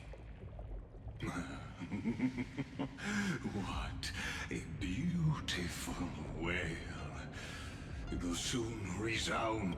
The view's pretty good here. All yours, Screwy. Just a moment, please.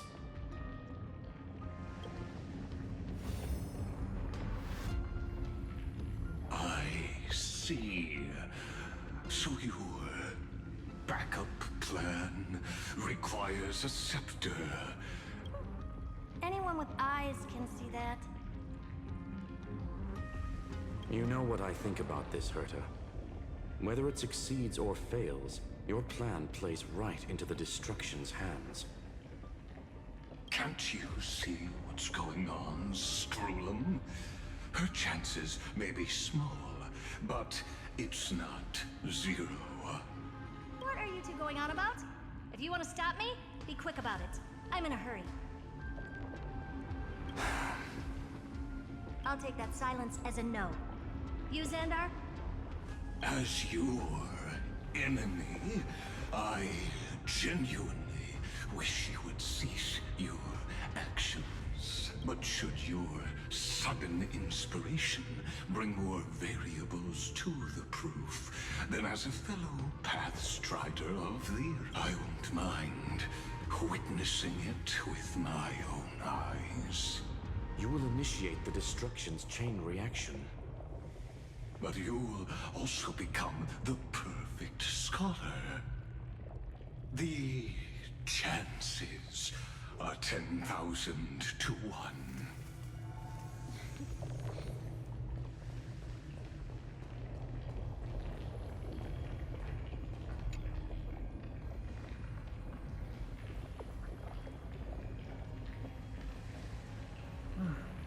Curiosity.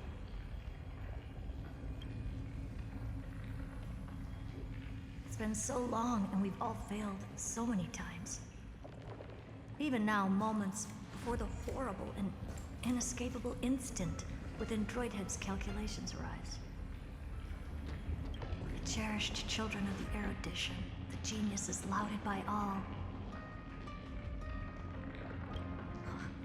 Is curiosity the only thing we can feel, even at moments like this? Huh.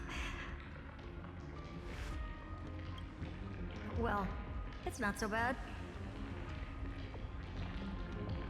Now let the lock become the key.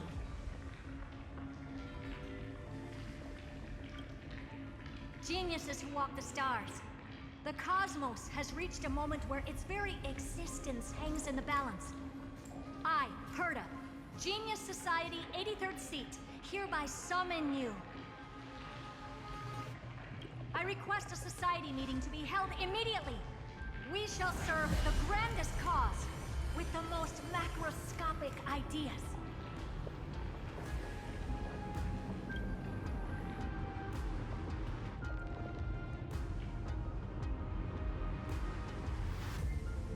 There's no such thing as unity in the Society's rules based on what I...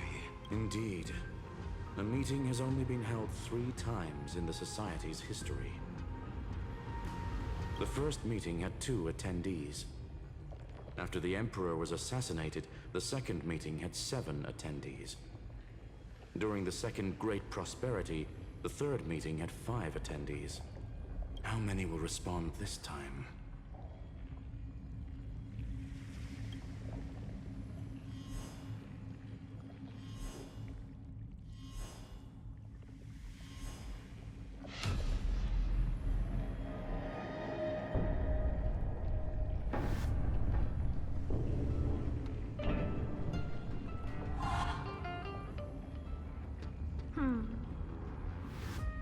I thought you were not going to involve me in this topic anymore, Herta.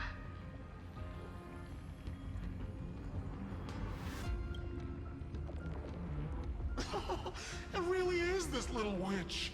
I shouldn't have made the bet with you, Poca.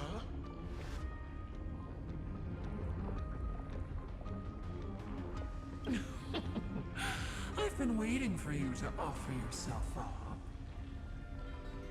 Goodness gracious me! So many familiar faces. We even have a special guest.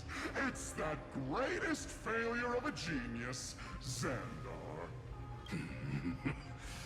What a noisy gathering. Not bad. More people showed up than I expected, even though one is just here for the fun of it. Either way, the person I was hoping for most is here.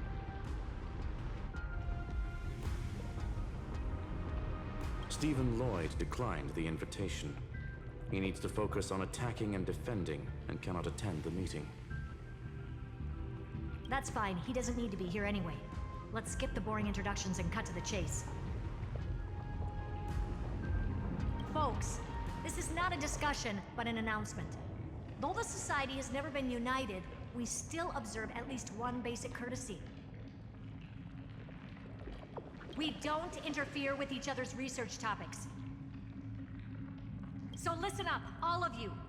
Conquering Iron Tomb is my research topic. I will personally take over Scepter Delta Me-13 in 1.5 system hours and stop the destruction.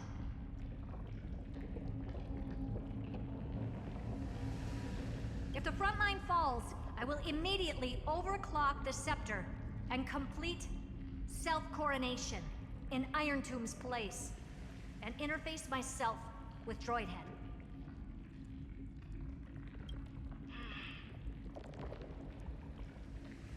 Oh, that's funny. That's real funny. You mad woman. That's like watching you tap dance on Polka's spotless white sheets right after she's washed them. Very bold. You want to connect your brain to the Eon's mechanical core and define their instance?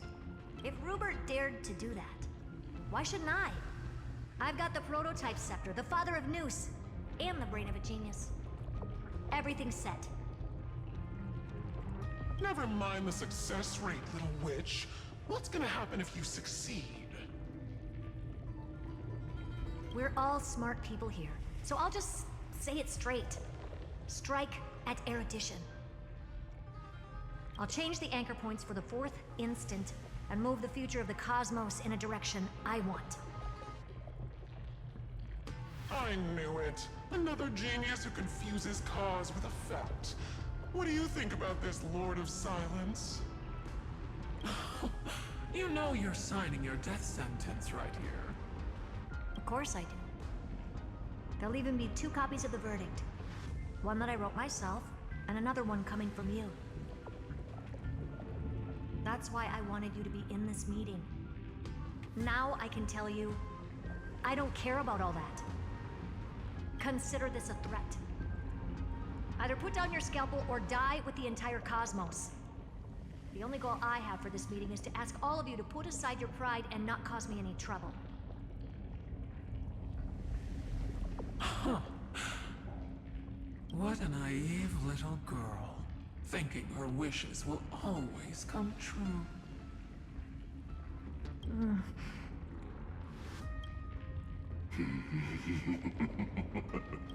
What are you laughing at?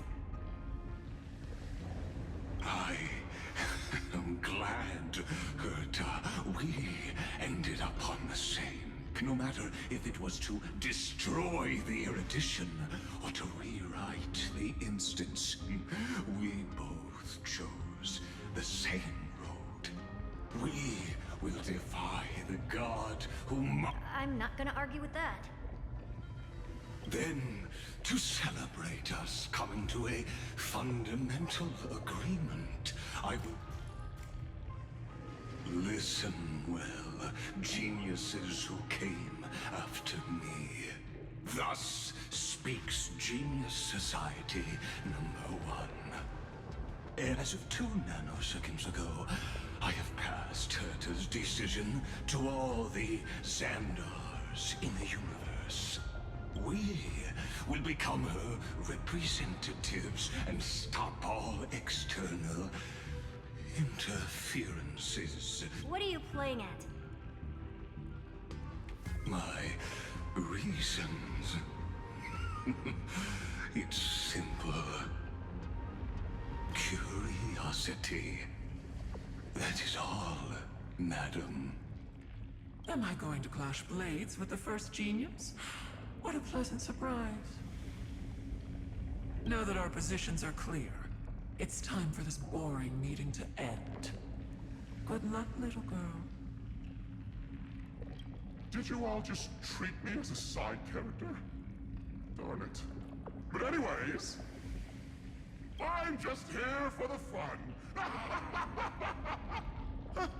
As the ghost of the quantum domain, it is my duty to observe. So, if you're happy to bring me a tea set from planet Screw'em, then I wouldn't mind giving you a helping hand, little witch. After everything's over, come visit me and taste some of my freshly baked desserts. I knew you'd say something like that. I always give the same response to plans that exceed the limits of mathematical calculations. I don't know, right?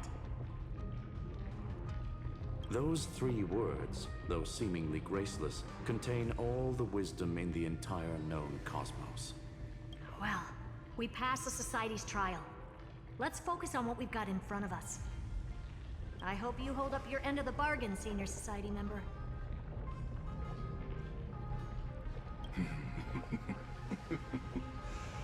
Lycurgus may not be trustworthy. Farewell, juniors.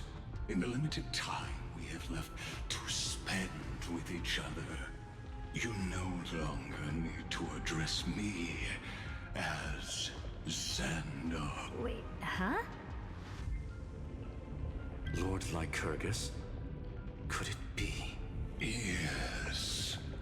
I have completed completely severed my connections with Xandar One Kuwabara, I shall witness the end of the world in the rule of Theoros.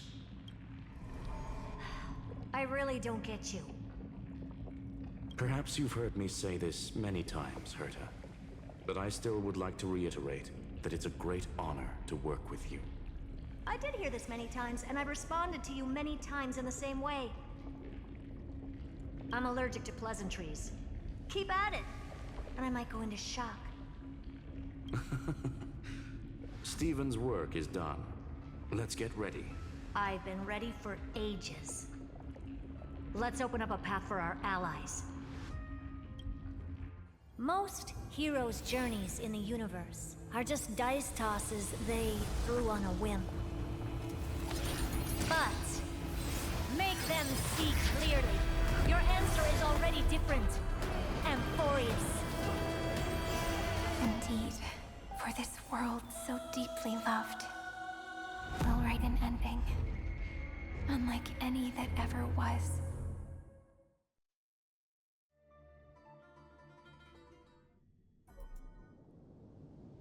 I never thought I'd one day be riding a train that's literally the incarnation of her. I wonder what the real Astral Express feels like. Hopefully not this, bumpy. Finally. We're here. Dust and sand in the air. And crumbling ruins all around. This heat is brutal. Not even the Trailblaze can take it. You could say this prison was forged from Finland's fury. But fury never lasts forever. That's why we're here, right, friend?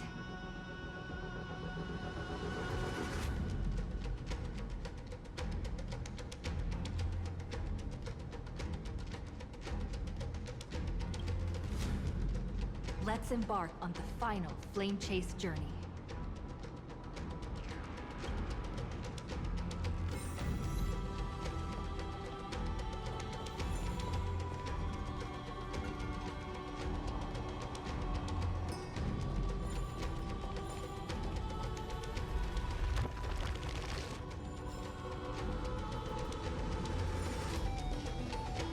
So this is what lies at the end of the West Wind.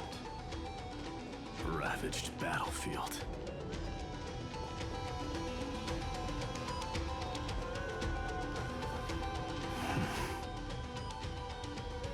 I've been waiting for you.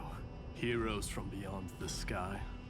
Trailblazers of the Astral Express, right?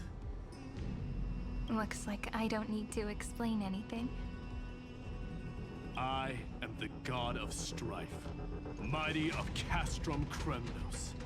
In this body rests 30 million lifetimes of cause and effect. We, the last of the 12 Titans, stand ready to fight for the world's destiny.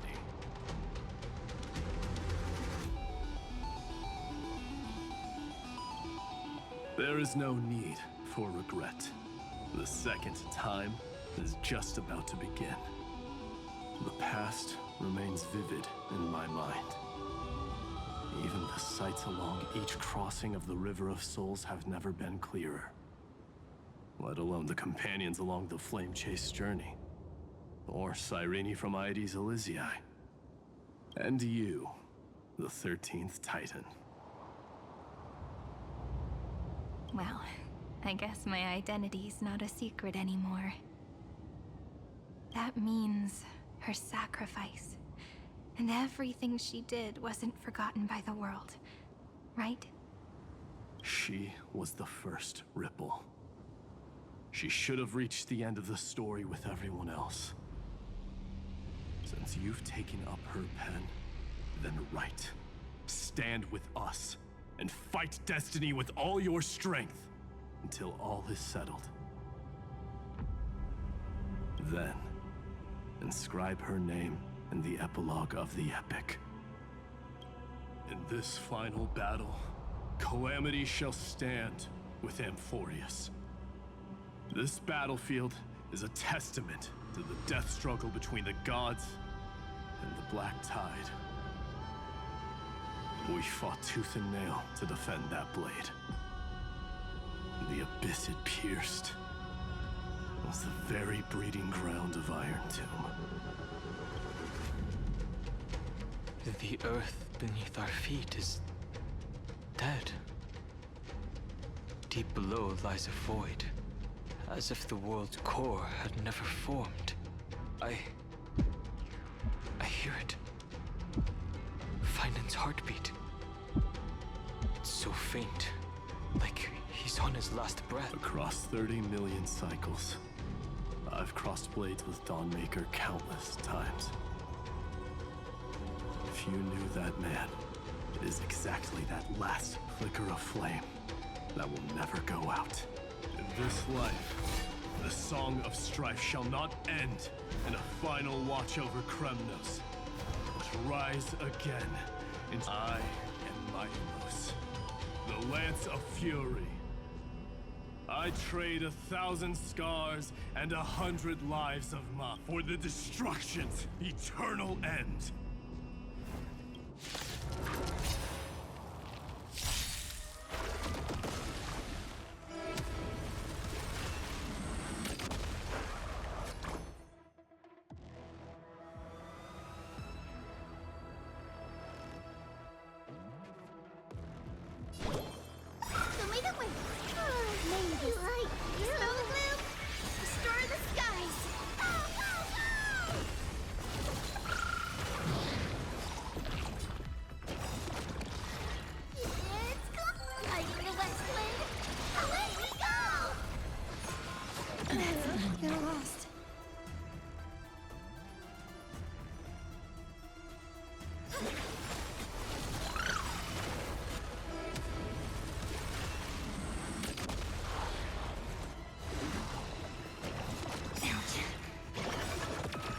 Don't worry, night falls.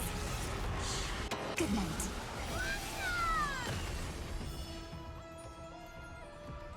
Till we meet again.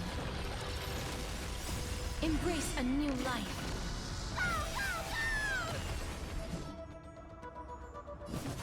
Darkness with me.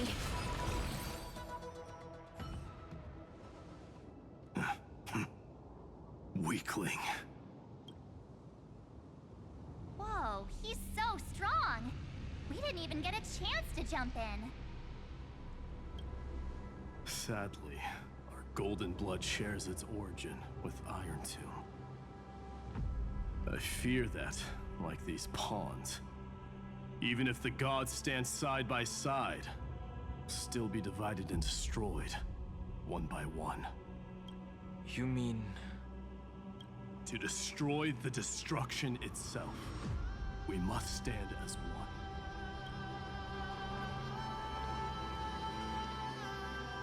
Take this.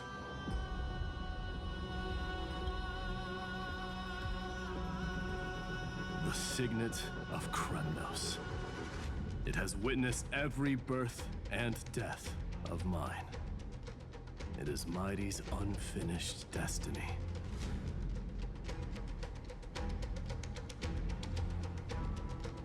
And the perfect material to be turned into remembrance. You can do it, right? The weight of 30 million lifetimes of duty is no small burden.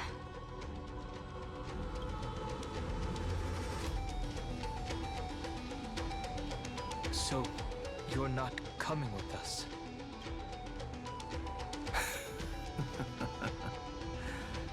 Come now.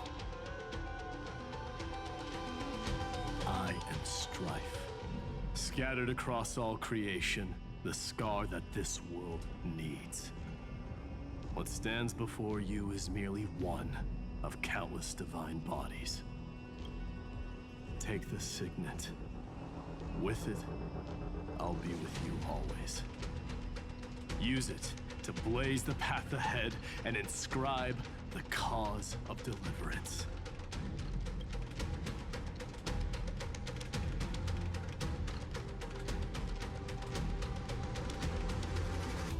the name of the mortal, mighty, champion of strife. This soul rises to the stars for glory and freedom. March on, heroes.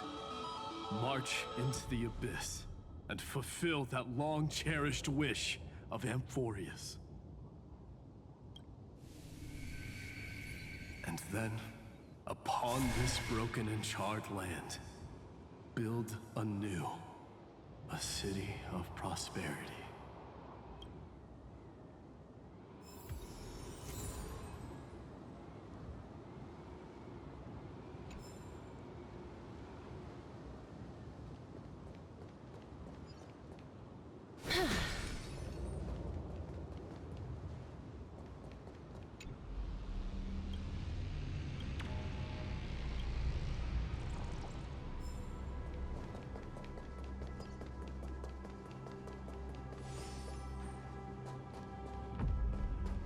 Zephyro? Sounds like someone fused me and the Little Prince into one name.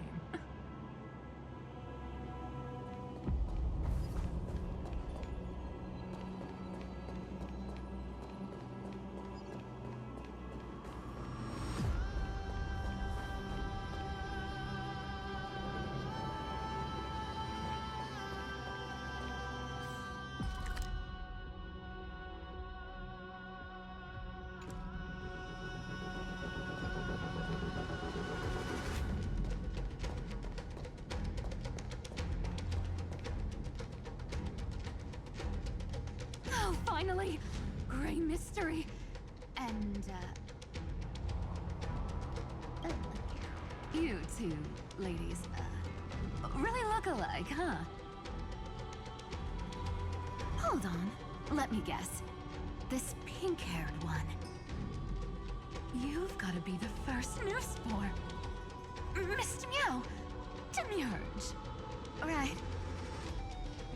And, this one with the flower. Gotta be little March from the Express crew, huh?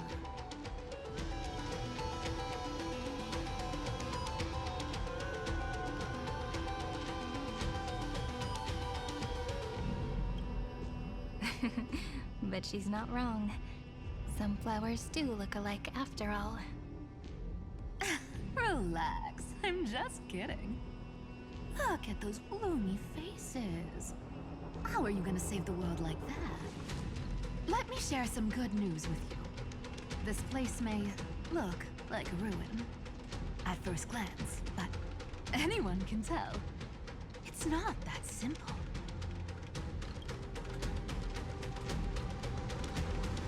Look, I dug 3,000 feet down and finally struck gold. Golden feather. Look familiar? It's from that little deliverer boy. If it's showing up here, it means only one thing. This ruin is the seal he built from the shattered remains of 30 million lifetimes. There is no need to question your heart. No need to crave victory. Then I shall roar at evil and trailblaze a dawn for future generations to come. I see. So this is how he trapped Iron Tomb to buy time for the world outside. Sounds just like him.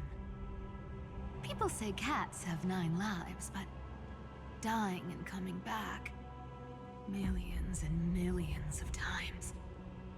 No one? He's probably the only one who could have endured that.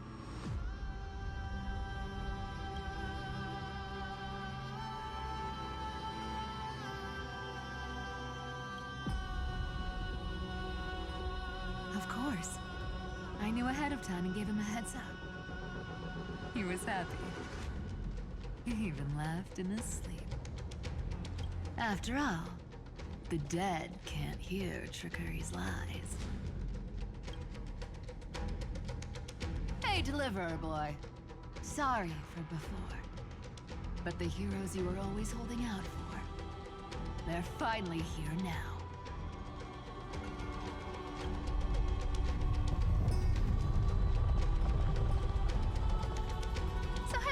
a bit longer.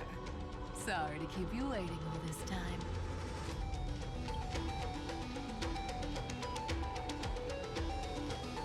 Please, join us, Cypher. Help us fight for a new sunrise tomorrow. This time, its light will stand without lies. Well, would you look at that? I ended up being one of the heroes after all, huh? Alright, then write it like this. Cypher, Trickery's traveler.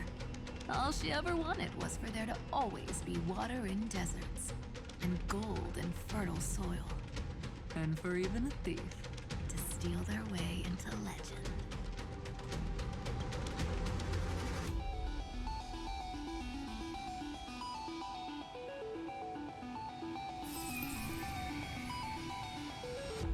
Here, take the coin of whimsy. When it's time to make a quick getaway, just toss it high into the sky.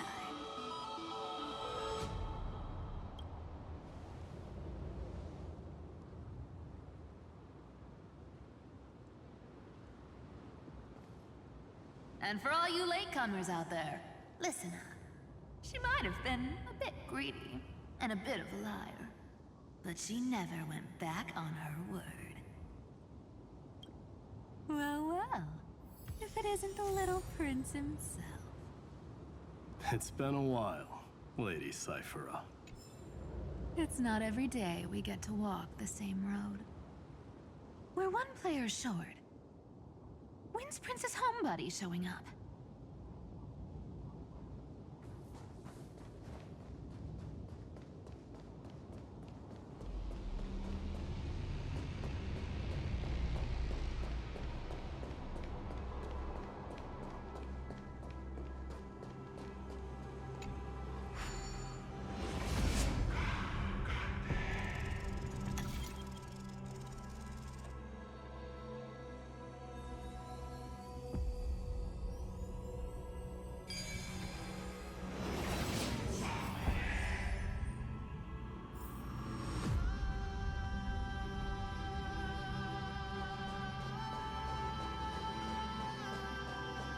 So even this vessel, you've forged into a shackle.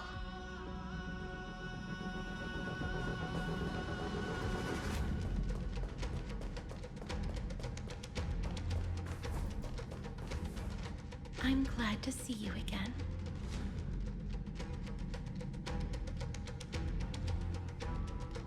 Miss.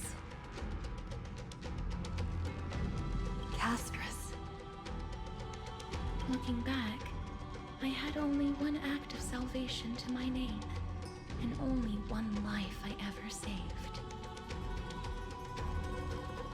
To bring hope to a world so vast with these hands.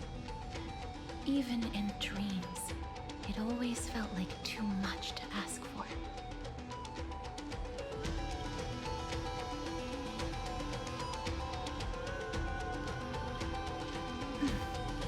I won't forget. Flame Reaver? Why is he here? This is the first Castellana, and Lord Finan's deepest wound. He remembered everything he bore through the fires of his fury, but when the embers faded, all that remained was cold regret. I've restrained countless vessels like this across endless cycles, but this one, the pain he carried runs deeper than any I've known. Maybe he's been waiting here. Just for us. Waiting for his former enemies to stand before him again. What answer does he hope for from us? Well, obviously. Even if I had to go through hundreds of billions of cycles again, I would still entrust my weakness to you. So, let go of your regret, comrade. Hey, I'm not that accommodating, you know. You've never once pulled your punches. Ever heard of going easy on a lady?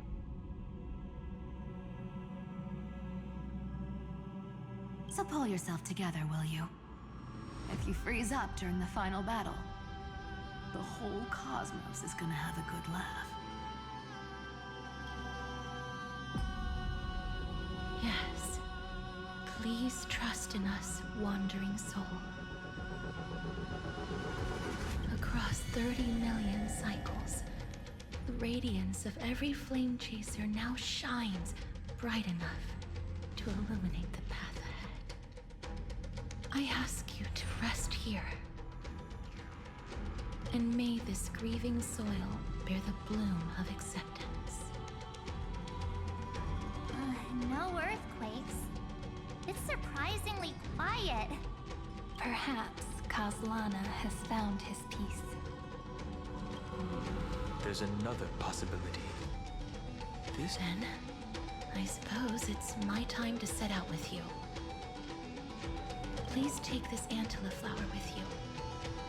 I believe that if anything could speak for Casterus, this ordinary, resilient bloom would be more than enough.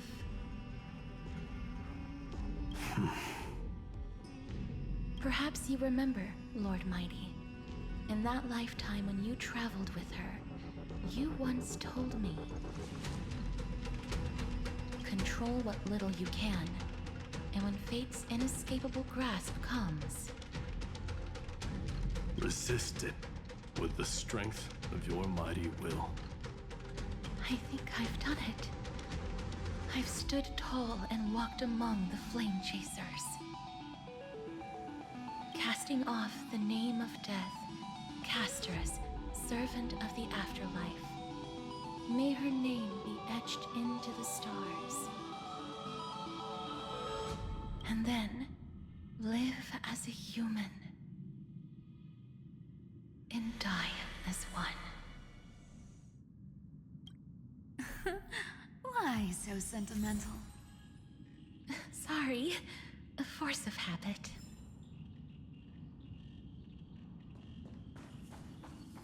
That's a big one. So, who's up for a show?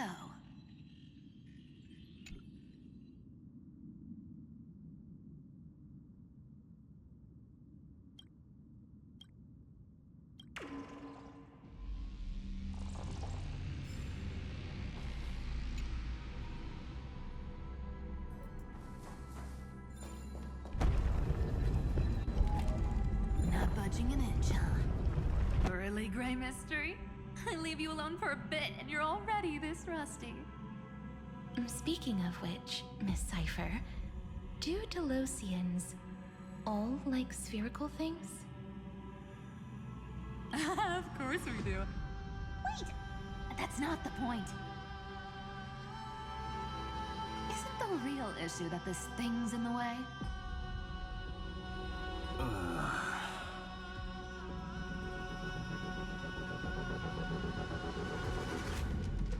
Oh, right! It's my turn to shine now? Watch this! The fresh power of time! Remember Orynyx's prayer? Well, of course I do! Come on, give me some credit. Lift the beddings of memory and stir up ripples of past reverie.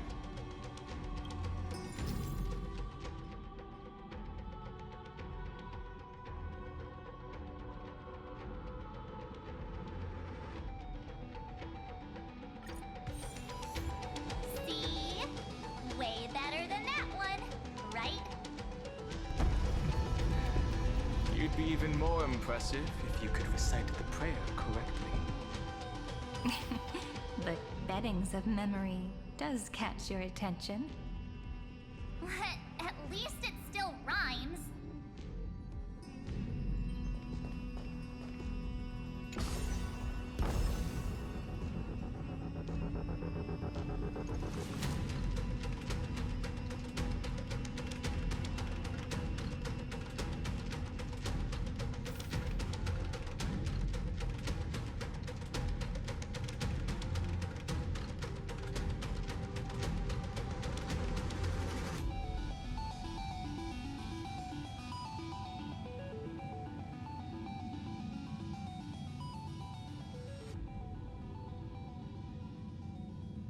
There's a whole garden down here?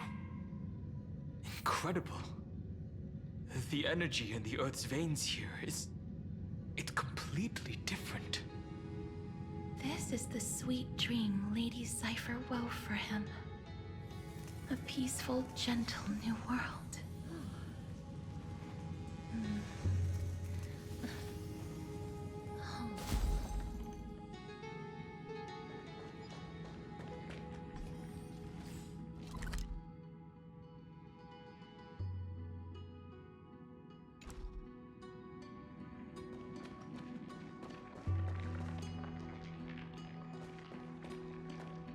Look! The blade down here's already snapped. Just like his mind, shattered and broken. But that light, it looks familiar. Yes, it's the world-cleansing blood. Still shimmering. After all this time. This roundabout way of doing things is definitely him. Golden light, tracing the way home. Shame our destination's the exact opposite of the one in your poem.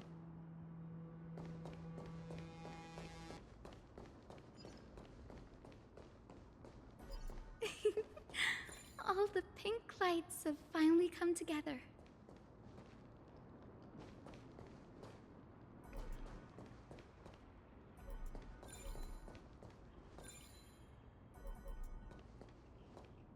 I've been waiting so long for you, Grayi, Danny, and...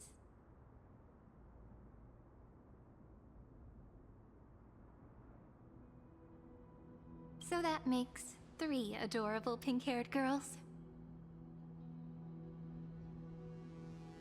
Huh? I told ya! Let someone else say that kind of stuff. I'm glad we're all getting along so well. Hyacinth, did you awaken this golden light? That's Lord Finan's lingering divinity. The sky merely reflected its tracks. The golden blood has not faded. We should respond in kind. That's one huge harp. The strings tremble as the people on the surface wage war and cry out. Miss Clementine, Mr. Krateros, and countless others who have heeded Gray's call.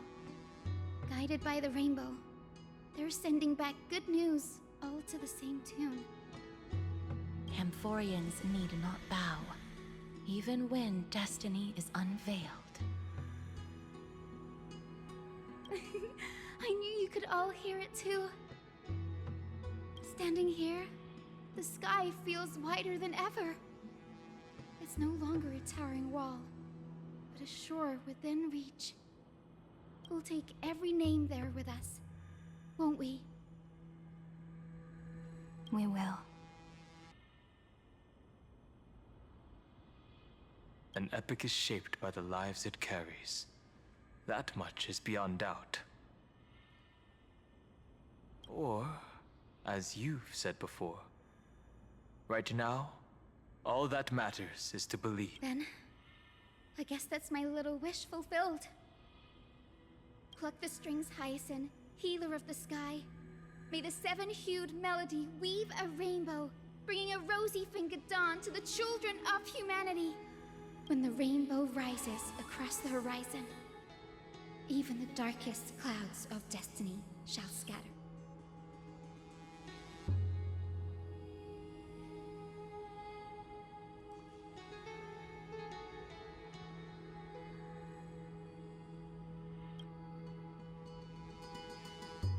Finan, can you hear me?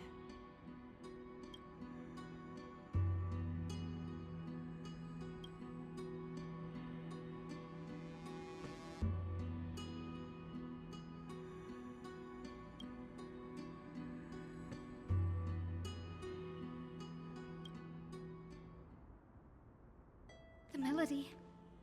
It's changed. He heard the voices of the people, but could no longer respond with the same ardor.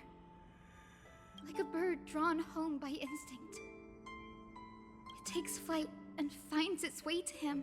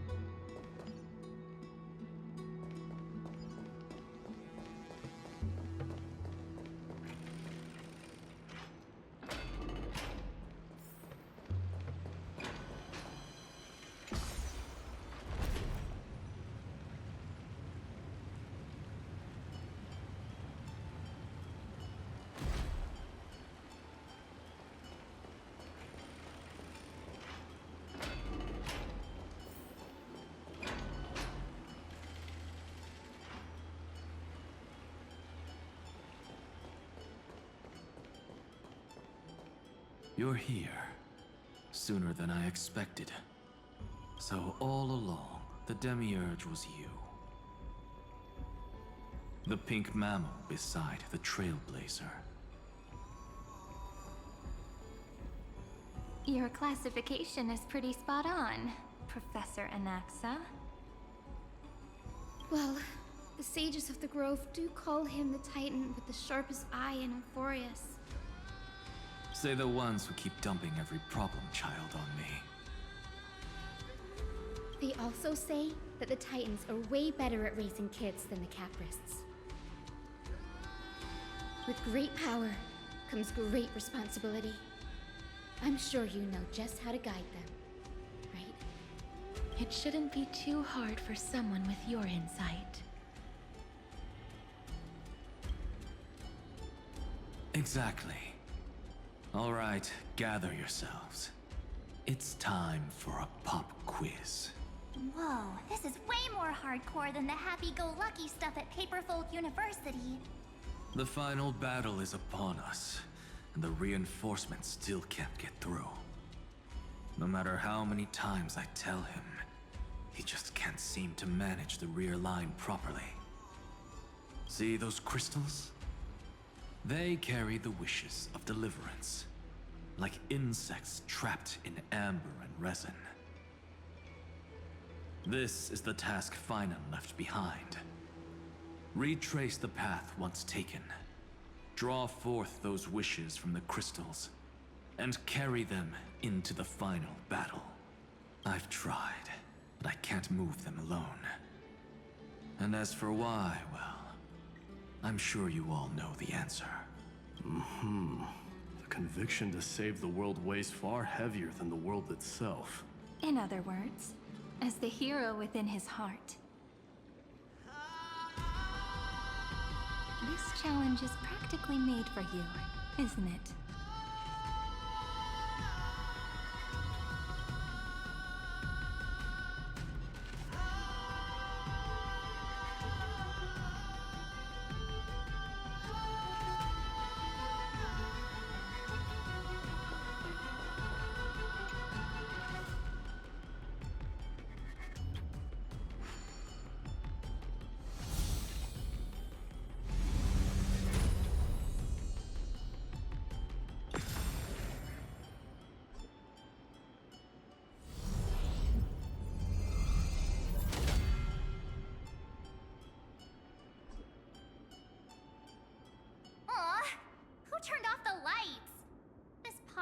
even has dramatic effects now? Endless darkness. That is where wishes begin. But with just a glimmer of light, we can illuminate this lonely world. What lies beyond the edge of the light? Chaos. To bear the name Kaslana, one must first plunge into chaos to seek a path for the primordial light.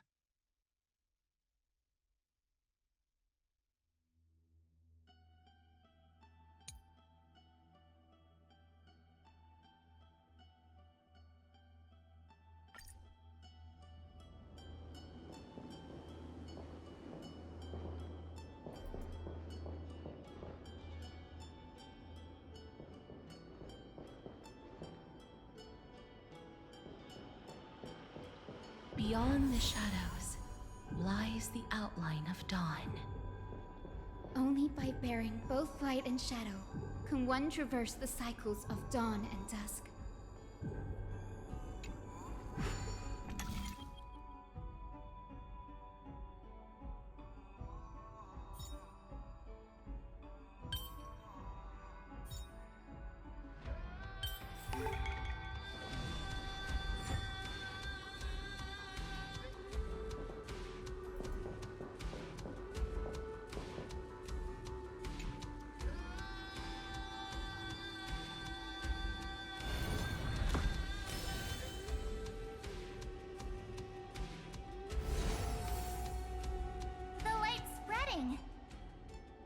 These creatures, they're everywhere.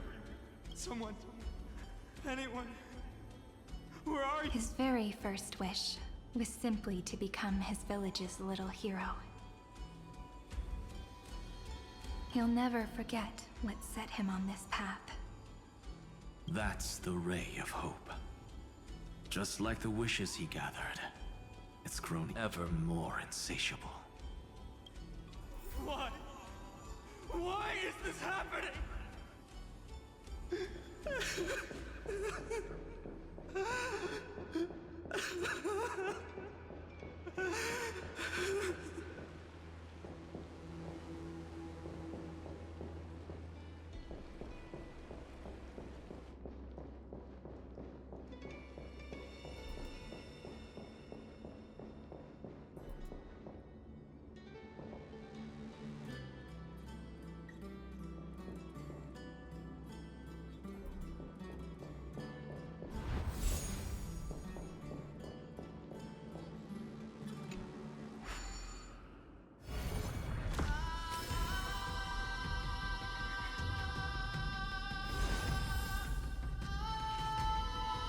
Even the deliverer from the sky must have their beginnings in the soil of the nations.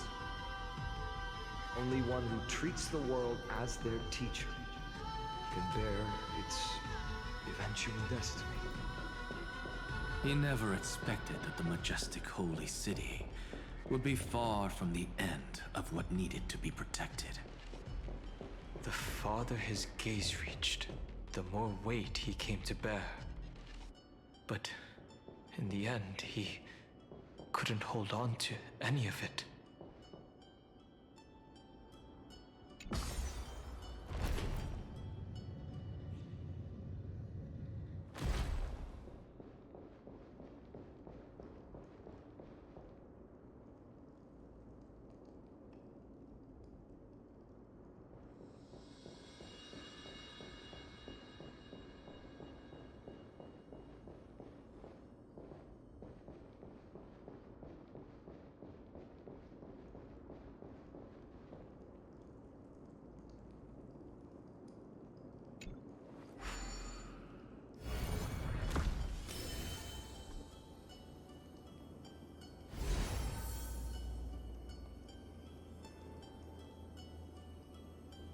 This crystal is quiet.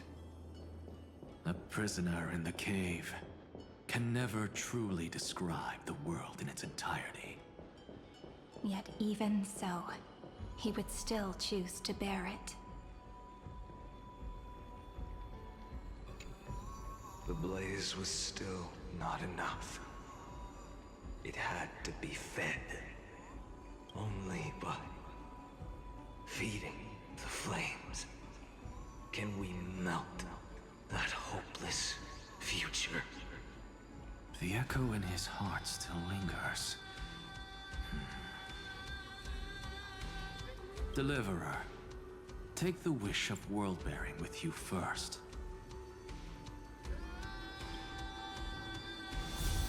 We only have half of the mark. Where's the other half? Take this. I'll bring you to the next test. That massive tome you're holding must have room for one more scholar, I presume.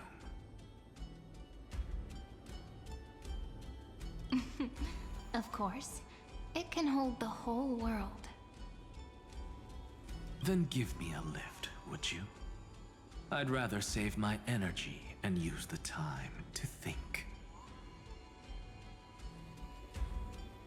Even gods shouldn't skip exercise, you know? Miss Hyacinth is right. Then, with the Trailblaze as witness, the stars shall remember how Anaxagoras refuted the gods. No need for that. Anaxa, scholar of reason. Keeping it simple makes it easier for future minds to question. Go. The closing act is still far ahead.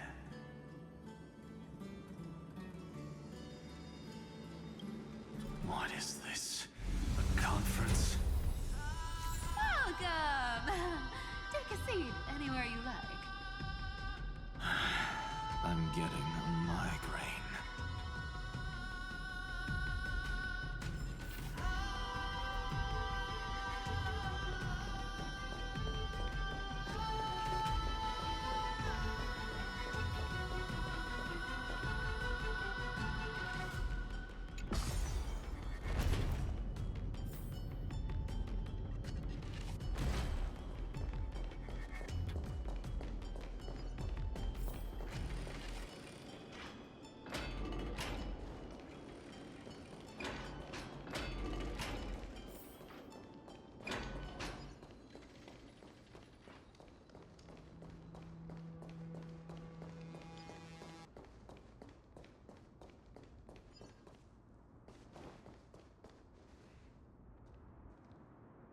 It seems like we've been shut out.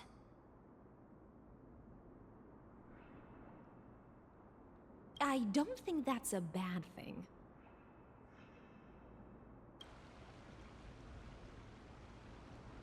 Greyfry! You finally made it! No laws, no opposition. Just a dying beast and the flame-chased spirit of shared hatred. Ugh, boring.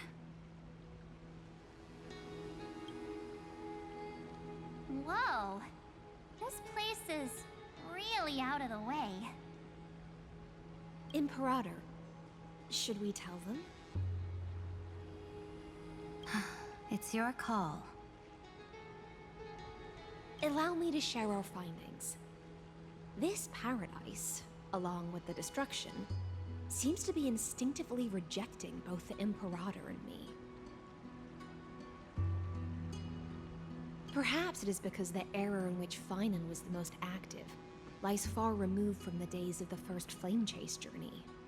Even in the cycles where he remained sane, his ties with us never went beyond cooperation. Even trapped in a cage, he hasn't let down his guard. That is a good sign. That man's heart may seem hollow, but his hatred is clear. Naturally, it holds no place for a monarch who stands above the world, nor her blade. Wait, so you two can't come with us? You want us to join you as memories?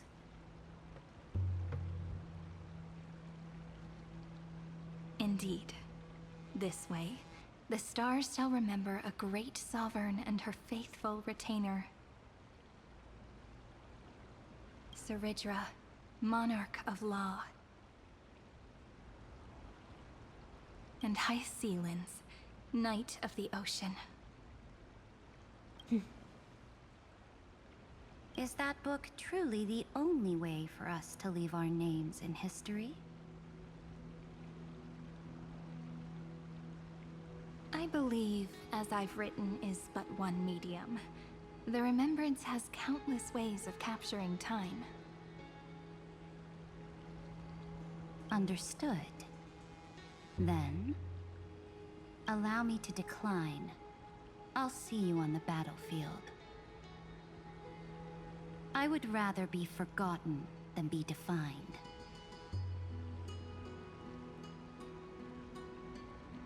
If your words hold true, then we have our own ways to meet again in the world to come. In that case, I will choose the same. Let the waves that surge within your heart cleanse the sins of the black tide, Greyfry. The storm sea awaits your song of triumph. You two are still as resolute as ever. In that case, we must double our efforts. A promise to the Imperator is not one we take lightly.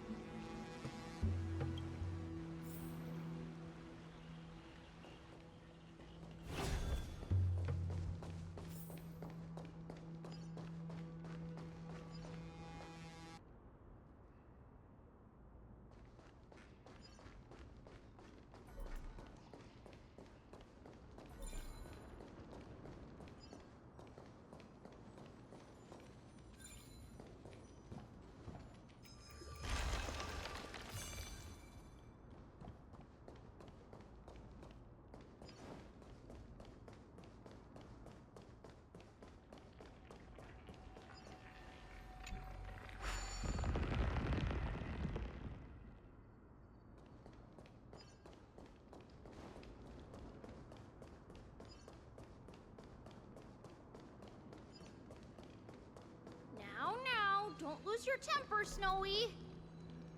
Good kids keep their emotions in check. That voice! It's the Tribe sisters!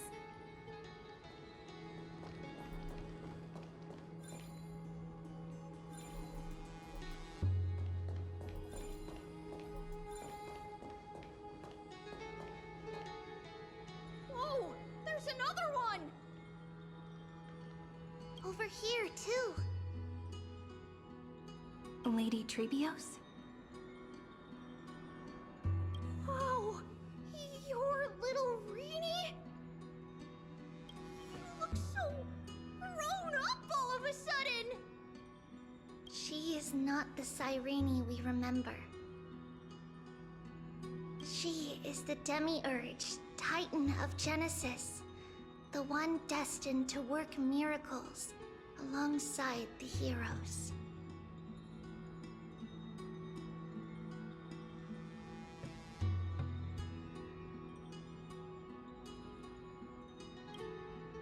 Yeah, and we are ready. But Trian and I can't leave just yet. You see, weird stuff keeps popping up everywhere. These scattered scrolls are full of terrifying things. And they're so scary and so sad. Good thing Trian's wings are amazing, or we would have been swallowed up. We need to stay here and do our best to clean them up. Scrolls filled with horrifying content. Friend, shall we take a look? There is no black tide here. But it is a battlefield, all the same.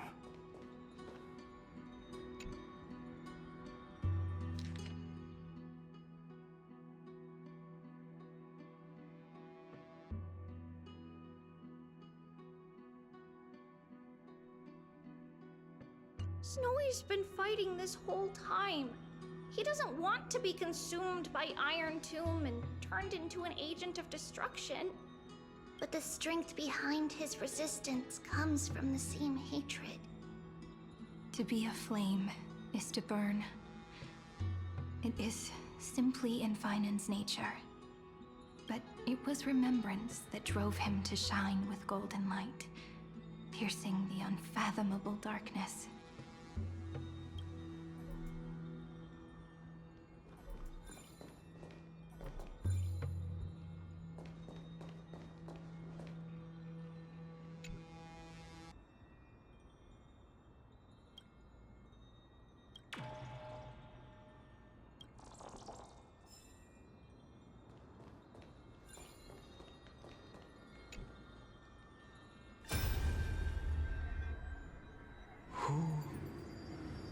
Miss Odata and Mr. Hieronymus? Nikos 496. Still resist a command. Inject interference to redirect decision logic. Signal. Ah, that Tin Man is one sneaky jerk. It's time to move on, my child. Let go of your anger and listen to reason. That God created us and then cast us aside. Shouldn't they be punished for that? The cold, indifferent cosmos has never shown mercy to Amphorius. Why would you burn for it, only to turn... Child, you've chosen the wrong enemy. Your birth was meant to be the greatest destiny. You were to liberate the universe. And yet, you led yourself into a trap of futility, treating your very purpose as your sworn enemy. Is that not a tragedy in itself?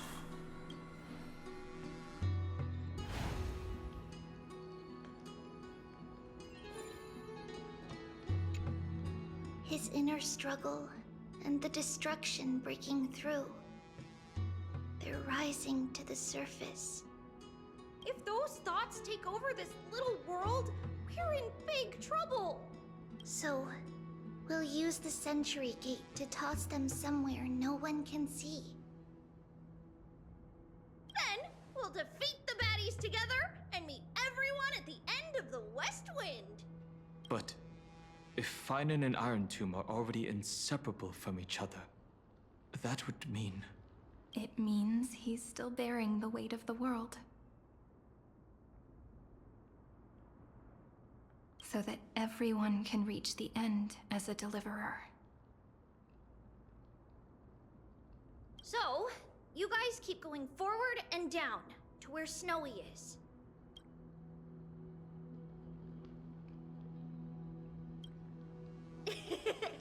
Little Gray, this time, let's give it everything we've got. Only 2 remain on this flame chase journey. Figures.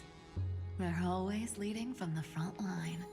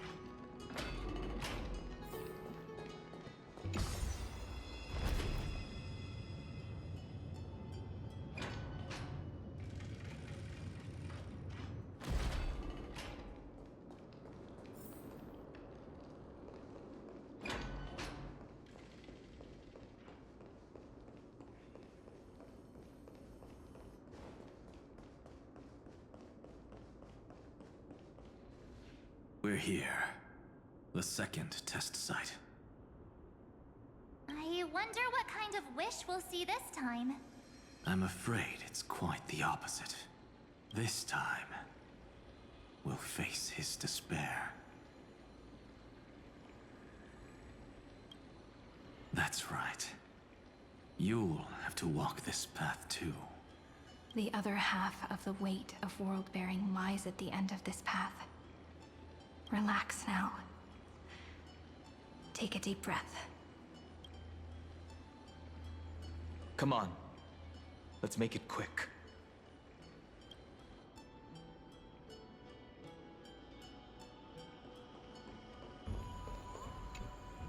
If you're ready, begin the ritual and retrace the steps he once took.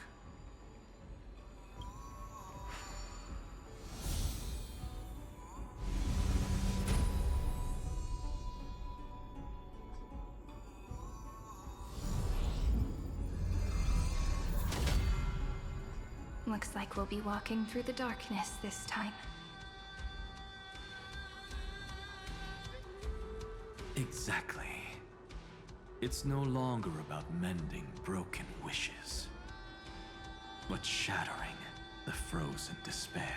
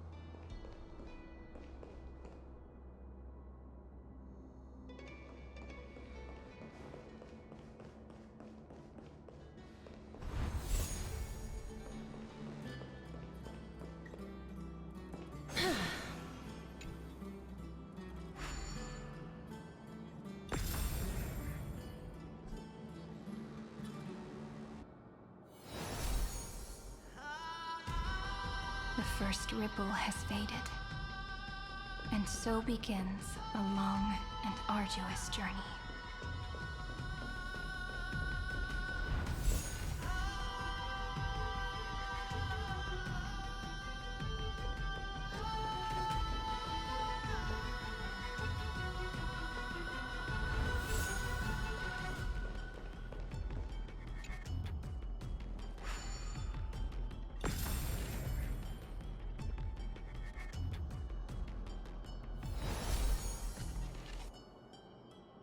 Endless slaughter. All for nothing. That's more than anyone should be made to suffer.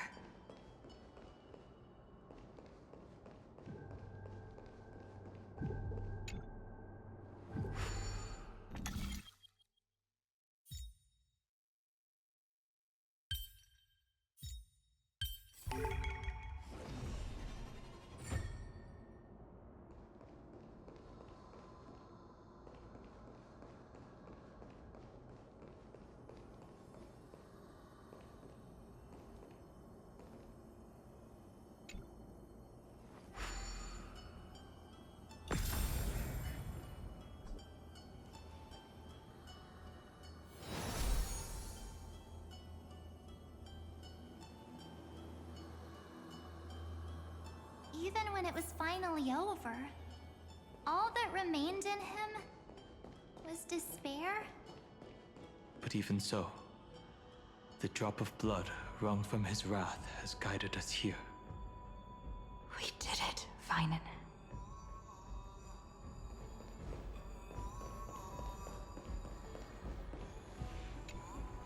The other half of world-bearing. As promised. Take it now.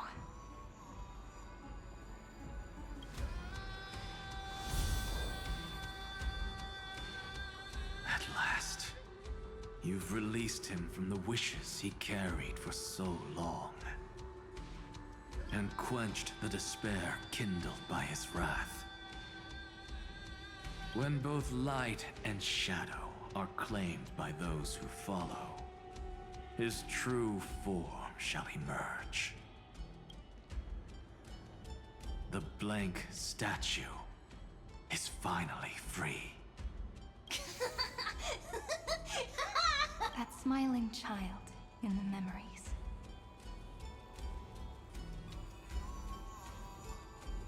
Let him come with us, laughing to the very end.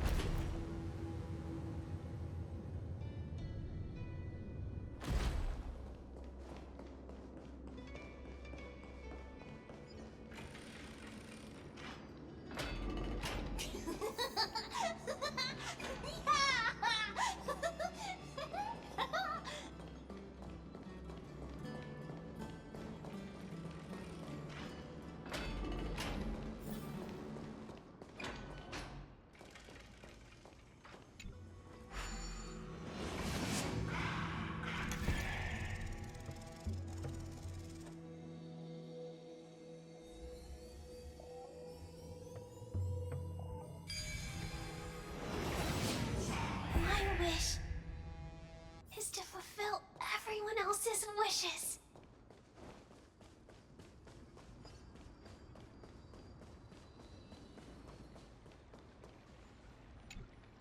This spirit basin marks the end of every cycle. It seems this gentle little world has come to the end of its purpose.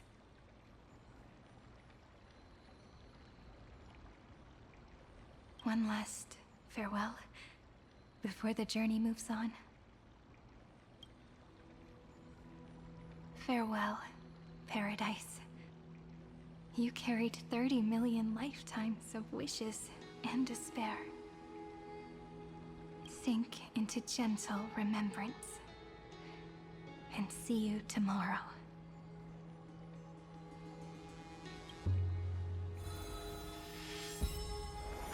From now on, the world no longer needs a tomorrow promised by prophecies. And the wish Finan could never find and call his own. Someone's finally stepped into its shadow. Whoa! So tall! So cool! Just like the hero on the Oracle cards! It's because he is the very embodiment of a... Who are you? So, you've returned to a blank, but for me, this is the 33,550,337th time. And the last time, they're already on their way. Should they cross paths with me, I imagine things may... 30 million... What? And who are they? Ah, pay it no mind, child. Keep looking. It looks just like a statue, but... It's weird. He's warm. Like, really warm. Why not listen as well? I hear something. There are cracks all over him. And they're making this sound. Like someone's groaning. It's scary. Is he gonna fall apart? How unfortunate, child. This man would rather fall to pieces than fall to his knees. You might think of me as a sculptor. Others may call them masterpieces, but only I know how many regrets Regrets? My first creation left me, oh, long ago. This second one, it was meant to be perfect. I believed it with all my heart. I don't get it. Are you saying you've changed your mind? I won't change. But I'll admit this. Those 12 stones, unpolished as they are, it's as if they are mocking me, a failed sculptor whose touch can only diminish what was born to shine. Until... for the first time in my life, this vessel is merely an avatar made to contain the seal etched into my mechanical core, permits me to pursue. Compared to me, those 12 glowing may have lived with more freedom than I ever had. Is this your confession, Lord Lycurgus?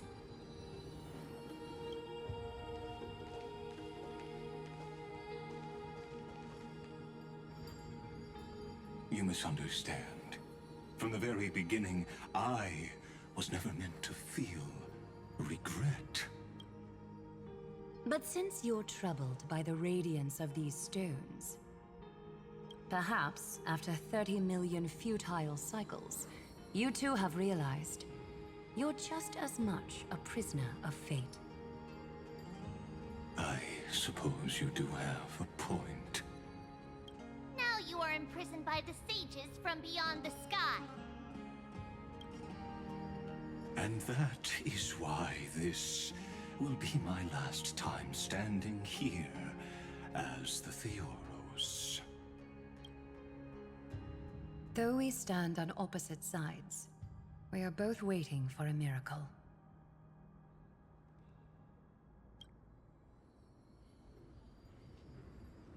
What are you talking about? Is something big about to happen? Aggie. I know. Now that your victory is assured, I trust you won't mind giving us a moment in private? Assured? Oh. Not quite. But I won't stay long. I'd rather not spoil the fun for those deliverers. And besides, after losing everything, the only thing that remains in me is the drive to seek knowledge. I pity you, Theoros. I don't need your pity. Farewell, Lady Goldweaver.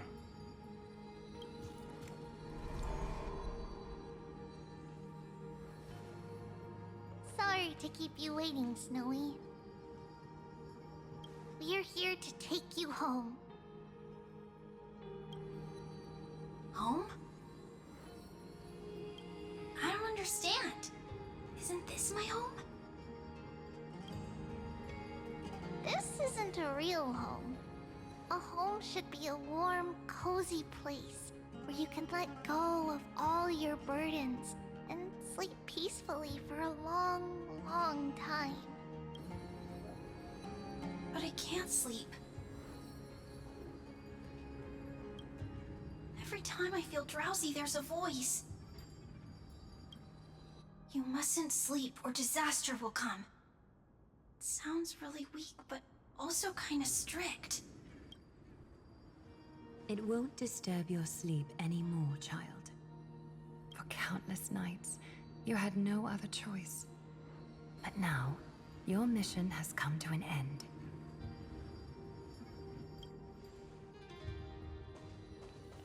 Join us, and send your own wish towards tomorrow.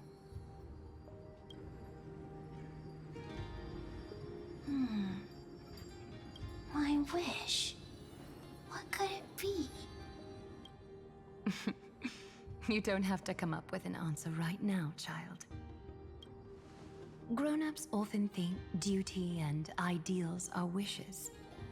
But a true wish should be the purest, most beautiful thing of all. It can only take form in the hands of someone who is truly free.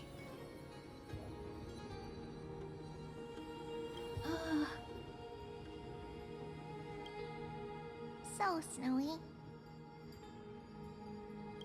will you come with us to chase after your own wish? I want to leave this place. I want to go find it.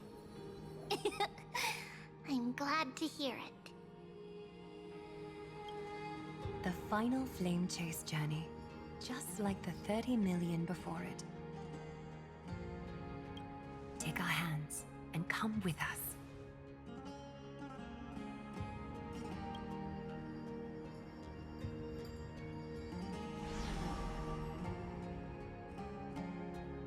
Where did little Fine and Shadow run off to?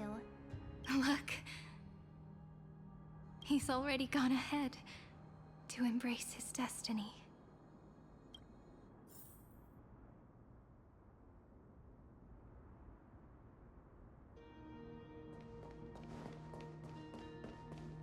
You really took the long way around.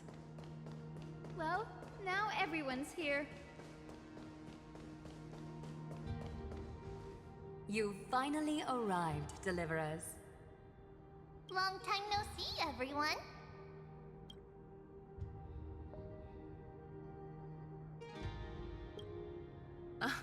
I'm glad to hear that.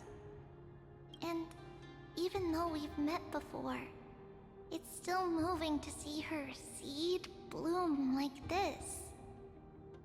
Woven from remembrance, this garment gleams so brilliantly. Just like the future, we will now weave together for Amphorius. We've reached the end. Yeah. We just have to go through the final passage. Snowy has already gone ahead. What lies behind that door? The first seal upon Iron 2 was a battlefield, raised from the bones of Finan himself. The second seal was a reflection of his inner desires. The path he wove together with regret, wrath, and... When all this is gone, what will he have left to hold back the destruction? His traces are everywhere. You can even hear distant heartbeats. His sense of self. The world believed Kefili had long since perished. But they held fast, anchored by a sliver of self, standing for 1,000 years to shelter all life from the Black Tide. What Finan is doing now is no different. And what we must do is also no different. Then let remembrance burn bright like a shooting star, and once more, pierce the long night of slumber.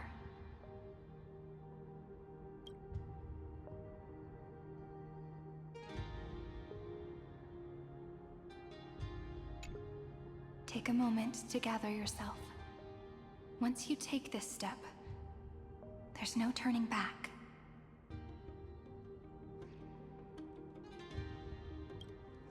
It's all right. I'll wait for you. We